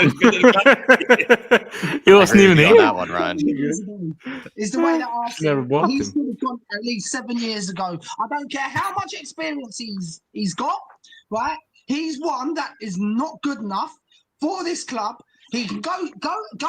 Look, thank you for what you've given us, but now go to Wrexham and finish your career off at Wrexham. Yeah, and but I don't think Wrexham. But by giving him a year's contract, they can get money for him. That's what I'm saying. Yeah, that's all they're doing. I hope that's the case. But see, I think we should just let him go for absolute nothing. If anything, I think if anything, we should just let him go for absolutely zero money because he's not going to be worth much, even with that year extended on his contract. He's going to be what, probably about 500k at most. No, I think he's financed this Japanese player. I think 5 million. Yeah, probably. Big up Dermot as well. Yeah, big up to Dermatron. Thank you for the 40 months. A lot of people hitting that milestone. Absolute legends, all of you. Saying big up, guys. Keep doing what you're doing. I know I'm coming from very excited what's coming. Please sell bits anyway. The Argentina Bulldog not going anywhere. Big up Mia to come on, you Spurs. I've been a member for 4 years now. Actually, it said 48 months on YouTube. So yeah, it's amazing you've tolerated us this long, Brad. I think I've been a member of this club longer than any previous Tottenham manager. Irish Hotspur Country Club membership. You know, you've been here for 4 years. Unfortunately, Jack, he only played 1,900 minutes. I was dead close. I think he's been here longer than Van de Ven. It's just I would make that case. It's like, you know, since they've been here together, they both have, you know, missed a considerable amount of games, you know. So, but when they are on the pitch together, they are a world-class partnership, in my opinion. So I just don't see a reason to break it up. I think it would just be good to have someone that we know can fill in, you know, that's good enough to fill in for either of them, you know, and hopefully that could be Danzo or Vuskovic or whoever that we might have, you know, coming through. Personally, I just don't think Davis is worth keeping around for that reason. Davis is just not good enough to cover for Van de Ven. But Jacko, can I just say something though? Right, I've got a first class ticket on the Frank train, mate. I've already booked my first class ticket right up front, mate, right next to the driver, mate. Well, next to the trophy that Ange won us, cool. I actually wanted Dermatron just to shout him out, you know, a bit here.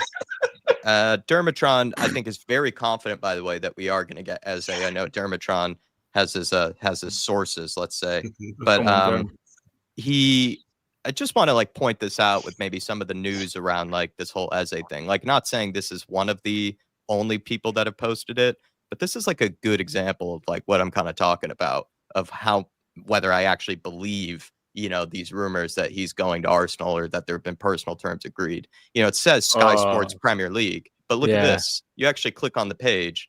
It's a 13,000 follower account, and it's a football fan page, made by just some dude it's a parody account. And then you see people freaking out saying, oh, Ezra's going to Arsenal, Ezra's going to Arsenal. They don't even bother to click on the homepage of the actual person that tweeted this. And it literally says parody account, not saying maybe there have been other tweets, from various other sources here and there that could be the case, that maybe he is, being linked with Arsenal. Again, I could be totally wrong on this, but these are some of the tweets that maybe Brad might have been speaking about, where it's like one person said something that comes from like a parody account, and then everyone goes like, oh, well, he's headed there. And then you don't even realize that the first person that tweeted it was, some sort of actually made up account that could just be putting it into the world, again, just to get clicks and just to sort of mess with people. Really, that's just something I want to bring up. Football official fan, because I saw that in one of the members group chats, like someone posted that. I think Sam posted it, and then everyone was freaking out in the group chat. And then I click on the tweet, and it's not even a real Sky Sports account.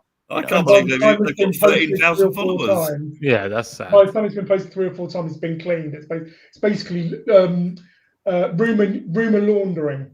Basically. Yeah. I mean, it looks convincing, but it's not even a real account, so that's just, I don't know. I believe me though, knowing Spurs, like, I wouldn't be surprised that they miss out, and as a, that's the problem, isn't it? That's the problem. We've all been here before, it's like...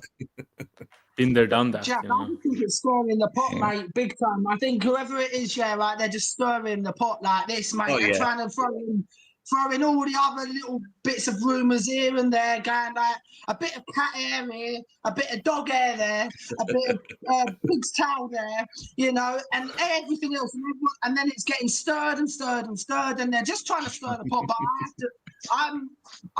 I'm actually on the belief of the side that Eze will still be coming. I've got no doubt. That gives me encouragement, Ryan. If you actually believe Levy will get the job done, that actually does give me encouragement, to be honest. Daniel, you're reaching 40 months, pretty much of the country club membership. Thanks for tolerating us this long. Yeah, I can't believe it. No, I'm just joking. Can't believe you haven't left us. We're already like an hour and a half in. Like, is there anything that might be on people's minds? People on Cell was good for a little bit, but was there anything else? I think there's just not a whole lot that's really happened. So maybe next week we might have more things to discuss.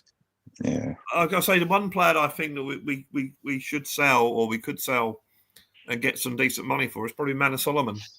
He had a very good season at Leeds. They seem to love him, and we got so many wingers. And want to buy wingers. Then if someone comes in with a decent bid for him, so I'd be happy to sell him.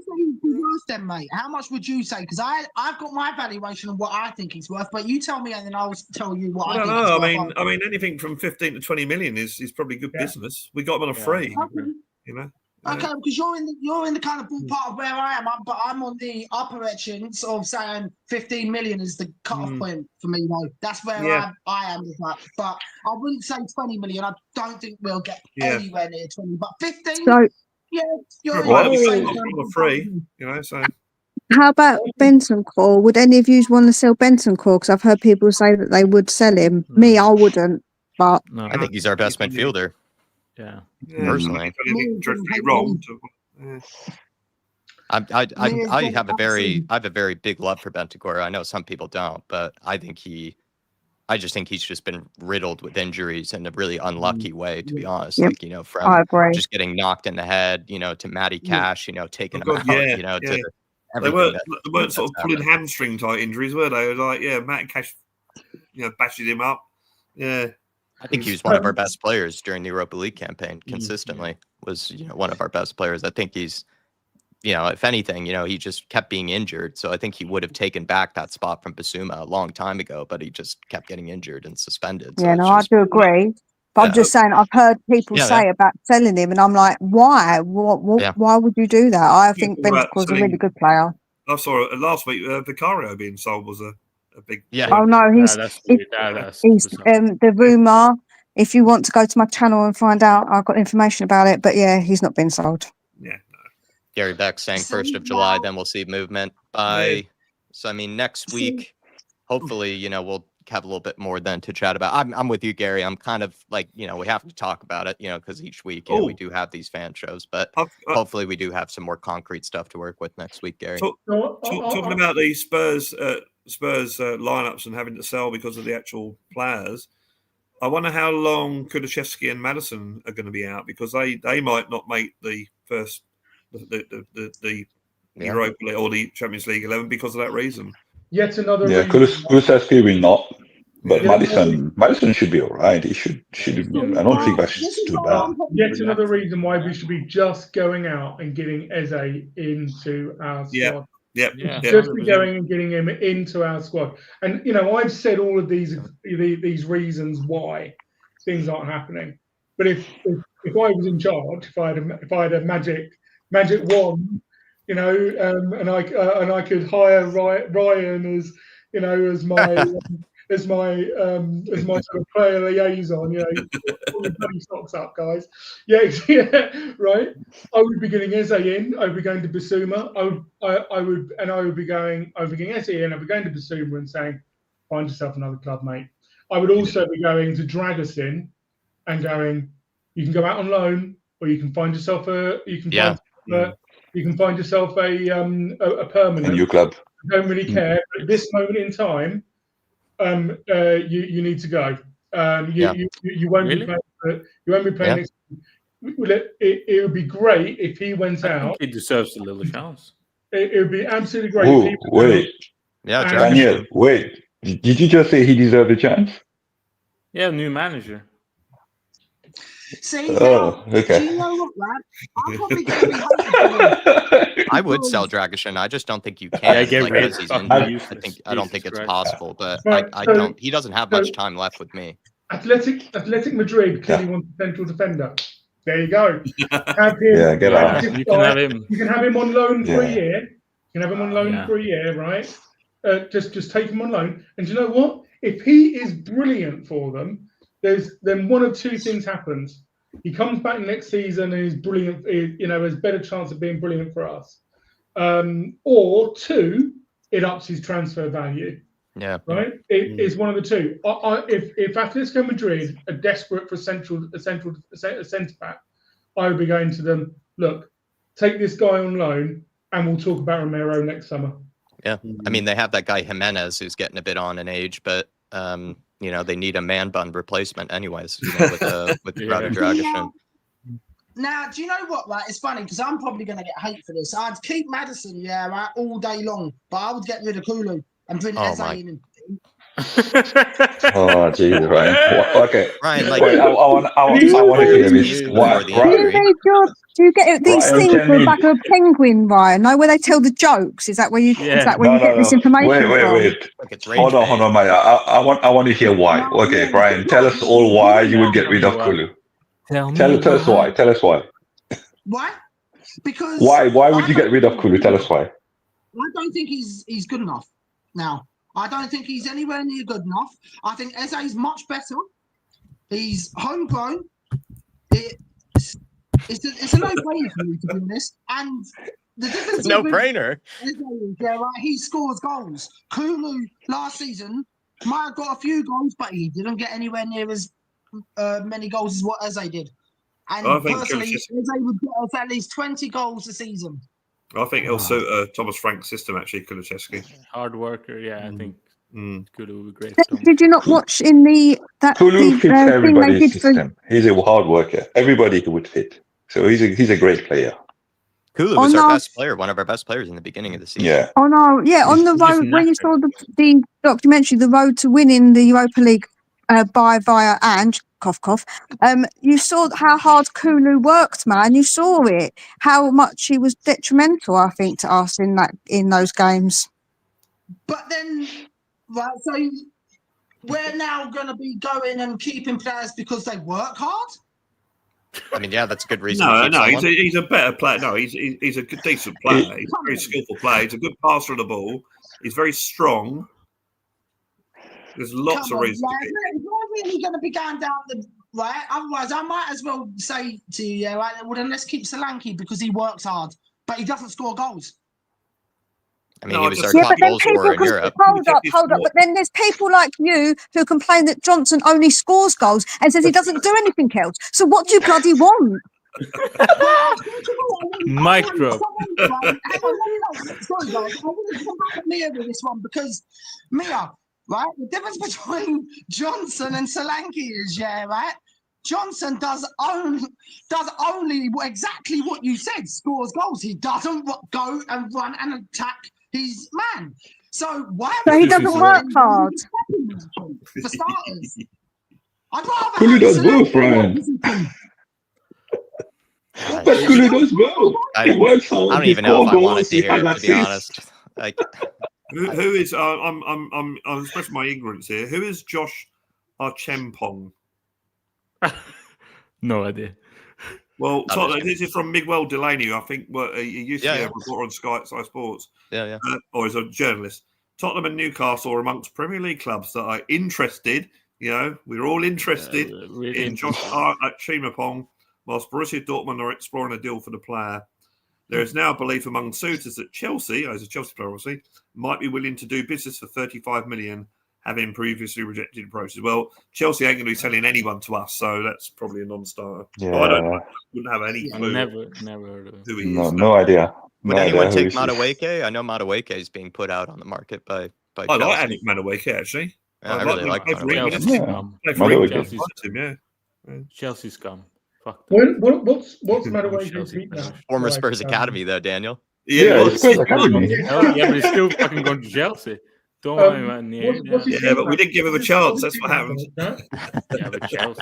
Why are you going to Chelsea? No, we're not. We're not them scumbags down the road where we take all the Chelsea rejects. Yeah. No, Yeah. let's not be doing that. Well, technically, he's a Tottenham reject, then He- became a Chelsea. he's a Tottenham But reject. now he's Chelsea reject because we rejected him. Now Chelsea reject him. Why do we want him back if we reject him in the first place? It's like an Uno reverse card. 100%. Yeah. For a player. I would take Madueke. With the Richarlison, right? I think, with Richarlison, he does need to go. He is just absolutely riddled with. I don't know What? what. Oh, okay. He's riddled with something. Let's put it like that. Injuries. I don't know what he's riddled with, but he's definitely riddled with something. And I don't know what you. No, that's a bit personal. He's got his missus and he's just had a baby, man. Allow it. Yeah, but I mean, let's be honest. Let's be honest. That is riddled with. But Injuries. Let's just say injuries. And last season, what happened? All these guys got injured. They got injured. They went abroad to other medical teams. Right? Romero went abroad. Richie went abroad. Even Mickey went abroad. Yeah. They got themselves fixed. They came back and they were fixed. Yeah. There's a reason why it looks pretty consistent to me. Yeah, we've had that conversation in the past. Like, as much as people wanted to blame the injuries on Ange, maybe some of them could have been Ange, but we said we've had this problem for a while now with the medical department, where we've seen a lot of players who got injuries not even trust their own medical department, to help them get back to recovery. They ended up seeking help elsewhere. Even Harry Kane had some guy from Canada that he was like flying in, to help with his ankle. And then we saw that with Romero. Romero goes to the Argentinian medical department to trust them instead of actually the Spurs one. So there's definitely something deeper. It was deeper than Ange. I agree with that. It was deeper. I just had a look at Madueke's heat map, and him or I would take him. I would absolutely take Madueke back for that right inside forward. He's having talk with Arsenal anyway, right? I think he might be going to Arsenal. God, that dude is shameless. He goes from Spurs Academy to Chelsea to Arsenal. That dude's shameless. Yeah, that just shows what kind of person he is. He's like ex-Tottenham and he's going to go Chelsea, then Arsenal. Come on, man. We don't want to touch him with a barge pole. No. Then he'll finish off his career. He'll finish off his career at West Ham and then Millwall. I want to throw out to everyone, actually. Sorry, John, but this is something I'd love to throw out to everybody, right? I don't want Solanke and I don't want Richarlison. I would take David as one of our strikers, right? And I'm not quite sure who I'd want as the other one, but if we did get rid of both, I know it's not going to happen, but if it was to happen, who would be the two new strikers you would all get in? Why do we need two when we already have one? Don't we just need one as a backup if we get rid of Richarlison? Hypothetically, right? If we got rid of Solanke and Richarlison. What? No.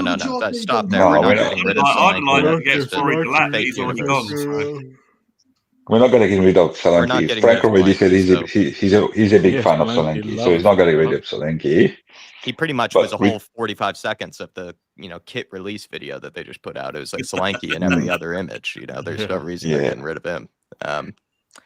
I mean, I'm kind of really disappointed, to be honest, just to maybe answer that quickly. I was a little disappointed that Chelsea moved so quickly on Liam Delap. That seemed like a really good move. 30 million pounds. Yeah. Proved himself, at Ipswich, which was a pretty poor team at the end of the day. Good hold up play, silky play. Like I like Liam Delap, and it seemed achievable for Spurs. And he seemed like good competition for Solanke. Yeah. And English as well. And English, yeah. So I mean, that made a lot of sense. It just could be the case that Chelsea moved a lot quicker than us, on that one. But that seemed realistic. When they said 30 million pounds, I was a little bit let down. I was like, damn, that's Spurs written all over it. A guy from a relegation club for 30 million pounds. Well, we missed out on Watkins as well, didn't we? We didn't pay the money for Watkins. He went to Villa. So yeah, that's see, I would take Watkins every day of the week. There's a good shout, right? Watkins is probably leaving Villa. You reckon? Who would take? And Watkins would be a homegrown player. So and he's worked with Thomas to Frank. Yeah. That'd be great. I'm surprised if he's leaving Villa, though, because they got rid of Duran. I think they are actually looking to get rid of him, though. Wow. That's huge. Well, they got rid of Duran because there's another one, didn't they? Duran. I would take David. I would have taken David last summer. I would take David this summer. I don't know why. I don't know why he's still available, except is it just that there's no money out there outside of Premier League football? That's a very good point. I don't think there is much money out there unless it's. But the reason why I'm saying that is because if you look at all these other European clubs, right? They've not got no Can I just say quickly, I got to drop off now. So all good. Thanks, Daniel. Appreciate you, sir. See you, Daniel. Bye. We are reaching the 2-hour mark. So anything left that people did want to, talk about, maybe that we haven't gotten done. Thank you, Daniel. Paul, I see you joining. Do you still have an opportunity to speak, Paul? It seems like you've been busy with work. I'm all right. I've just been listening to everybody else. I just want to go back to the Romero conversation. Okay. Maybe a bit controversial and everything, but I think he was calling out the board. It might have been the wrong time and everything else. But I think he'd make a good captain for us because he'd take no nonsense, and he'd literally. We need that experience that he's got, and for me, why we made this mistake with Kane. We keep selling all our experienced players like Højbjerg. Kane went. Emerson Royale went. As much as we didn't like these players, they were the experienced players we had. And then look what happened the season after they all left. And apparently they were deadwood, but we finished 17th in the league. Romero's also a proven winner, though, too. Like, we need winners at the team. Finished fifth, actually. We finished fifth. We finished fifth, actually. Let's get this correct. And when we left, we finished fifth. Højbjerg was Deadwood, and so was Emerson. Let's get it straight. You don't put them in the same bracket as other players. Like, come on, man. They were bloody useless.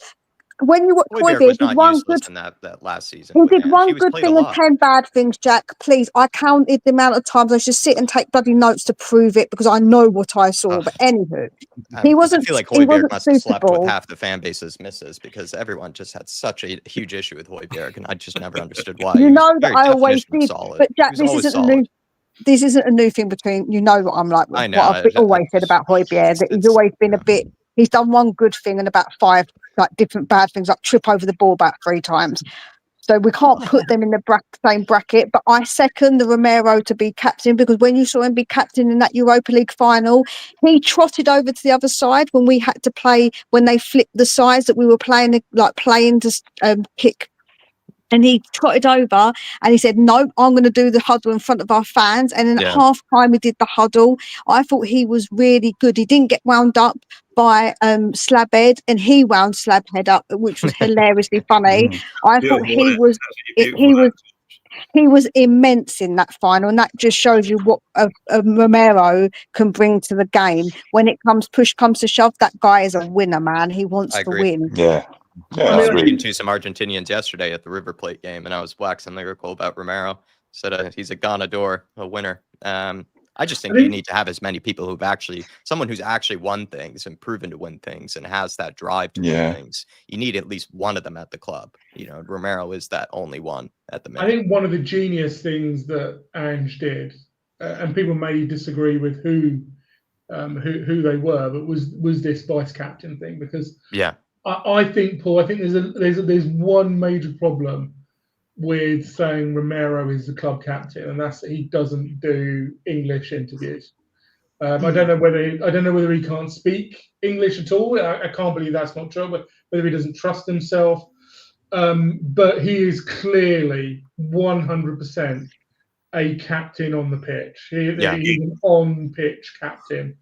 You know, he is a captain in all but name.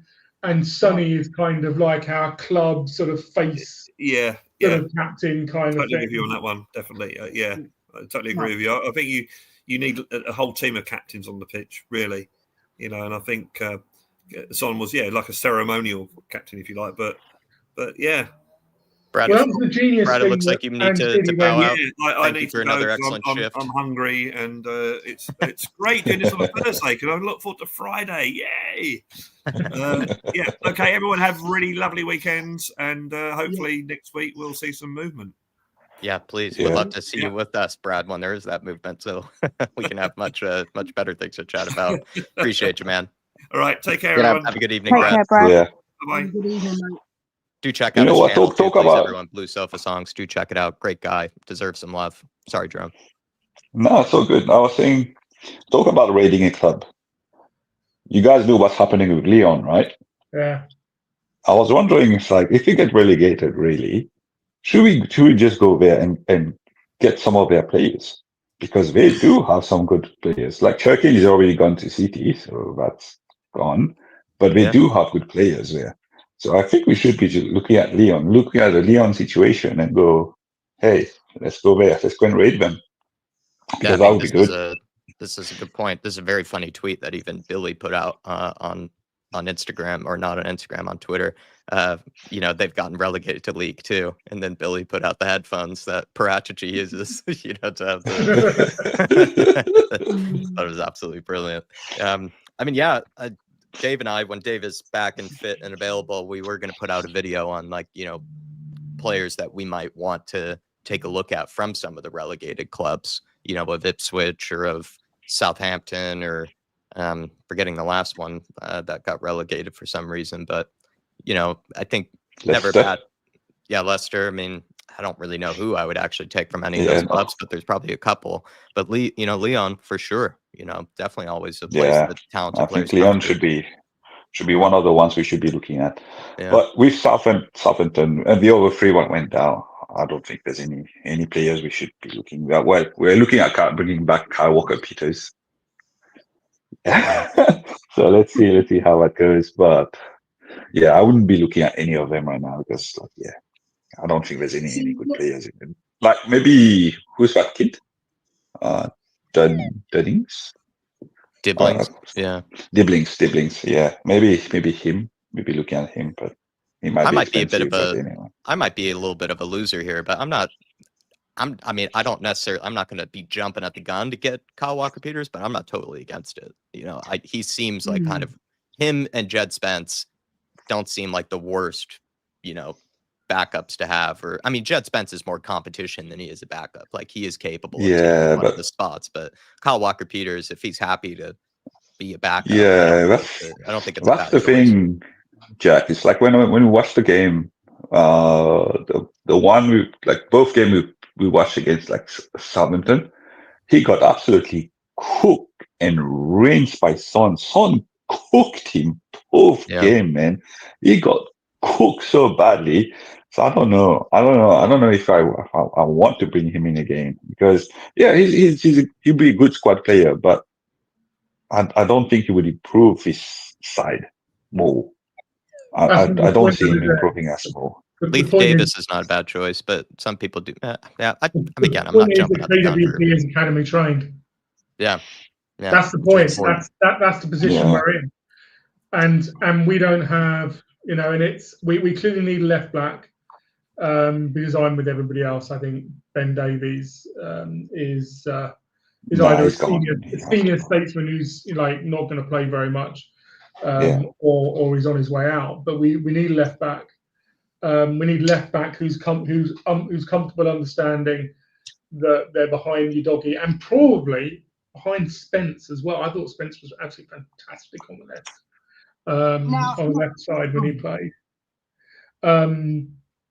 So if KWP is happy to come into the club and be effectively third choice on both flanks, and it means that we can actually have somebody on the bloody bench that isn't two goalkeepers, because nobody talks about it. Nobody talks about the fact. I remember in a stream, I was like, "Why have we got two goalkeepers on the bench?" And Drew was like, "It's because of the registration. It's because of the registration list." Literally. And it was just like, it's just nobody's talking about it. I've become obsessed with it since. Yeah, it's unsexy, but it is necessary to bring up, for why they do go after certain players or why they keep, certain players. That was the whole reason Alfie Whiteman stayed at the club so long, was just because he's, club trained, homegrown, and Spurs haven't. This is where, we don't need to draw it up again because we're at the end of the show here, really. But this is why you do also have to keep some of these young players around that are from the academy, because they occupy those club trained, homegrown positions, in the squad in case you need them.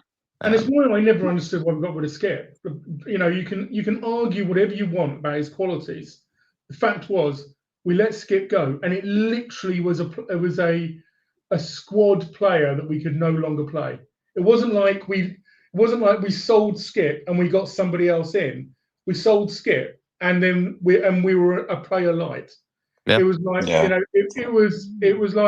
it was like I've got 20 wheels on my lorry, and I'm gonna get rid of one, but I can't get another one. It didn't make any sense to me from a squad management perspective. Yeah, but it might not have made sense. But we don't know if he might have wanted to actually play minutes. He might have wanted to go because he wanted to play more. That's the other thing. We've got to think of it on like the flip side, isn't it? Yeah, he strikes me as one of those guys that would just want minutes, not really, just stick around, sort of. And it was good money, and it was available money as well, because it was good money. Yeah, there's all those things in it that factor into it. Yeah, Ryan. See, do you know what the problem is though, right? We've got bigger problems everywhere else over the whole field, all over in other areas. And the only reason why I would have Walker Peters back would be if we've got seasoned pros everywhere else. Because otherwise, we're going to be stuck with the same team as we did last year. And I get what you mean. Cole Walker Peters. And Cole Walker Peters is not really gonna do anything. He's not gonna change. He's not a game changer where he'll get us another 20 odd points or anything. On a free, yeah, fine, but only after we've got more experienced, seasoned professionals in areas that we need them. I think you're missing the point. It's a free hit. It's whereas when we signed Takei, and people were like, "Oh, you're being racist by saying that he's foreign."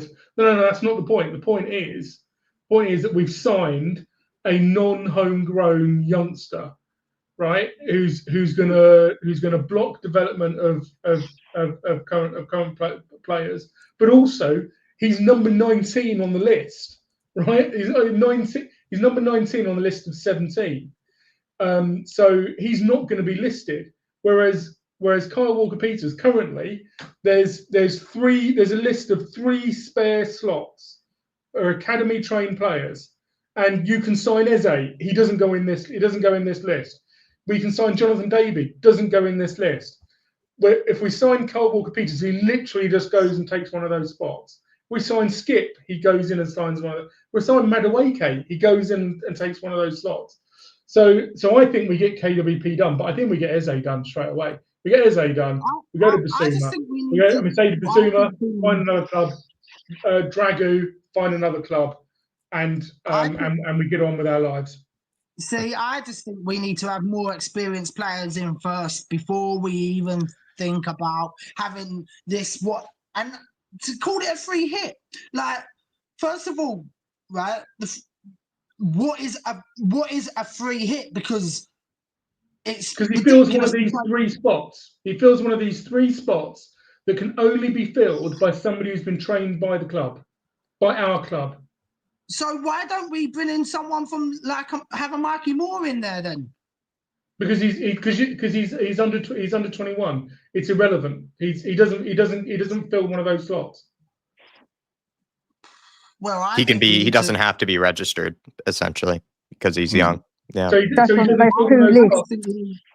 we're looking for a homegrown player, right, then let's go out and find someone better than Cole Walker-Peters. Well, I think it's because Spurs are at the risk when it comes to Champions League squad registration. They're at the risk of having to register fewer players than what you're technically allowed because they don't have enough club-trained homegrown players. You need a certain ratio of club-trained homegrown to non-homegrown players. But again, this is the complicated, unsexy stuff that sometimes we do have to worry about more towards probably the end of the window. I kind of see Ryan's point, but I don't think anyone disagrees that. No.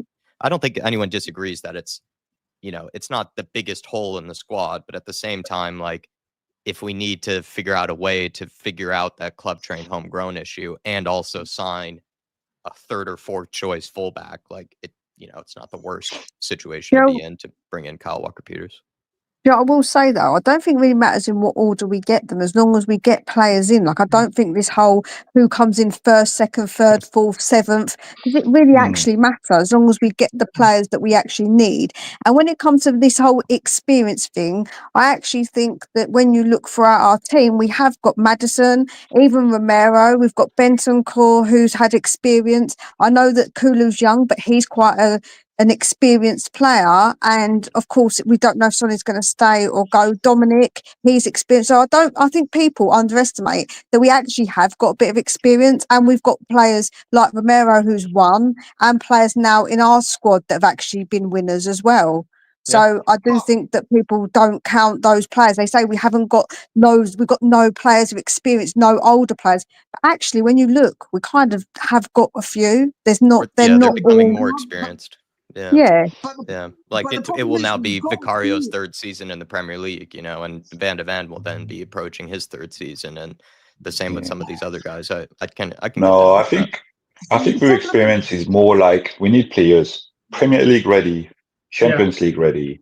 That's what we were talking about experience, not all the players, but Bentancur. I don't think Bentancur, Romero, and Dominic are those, and Maddison are those. Romero. That's 4.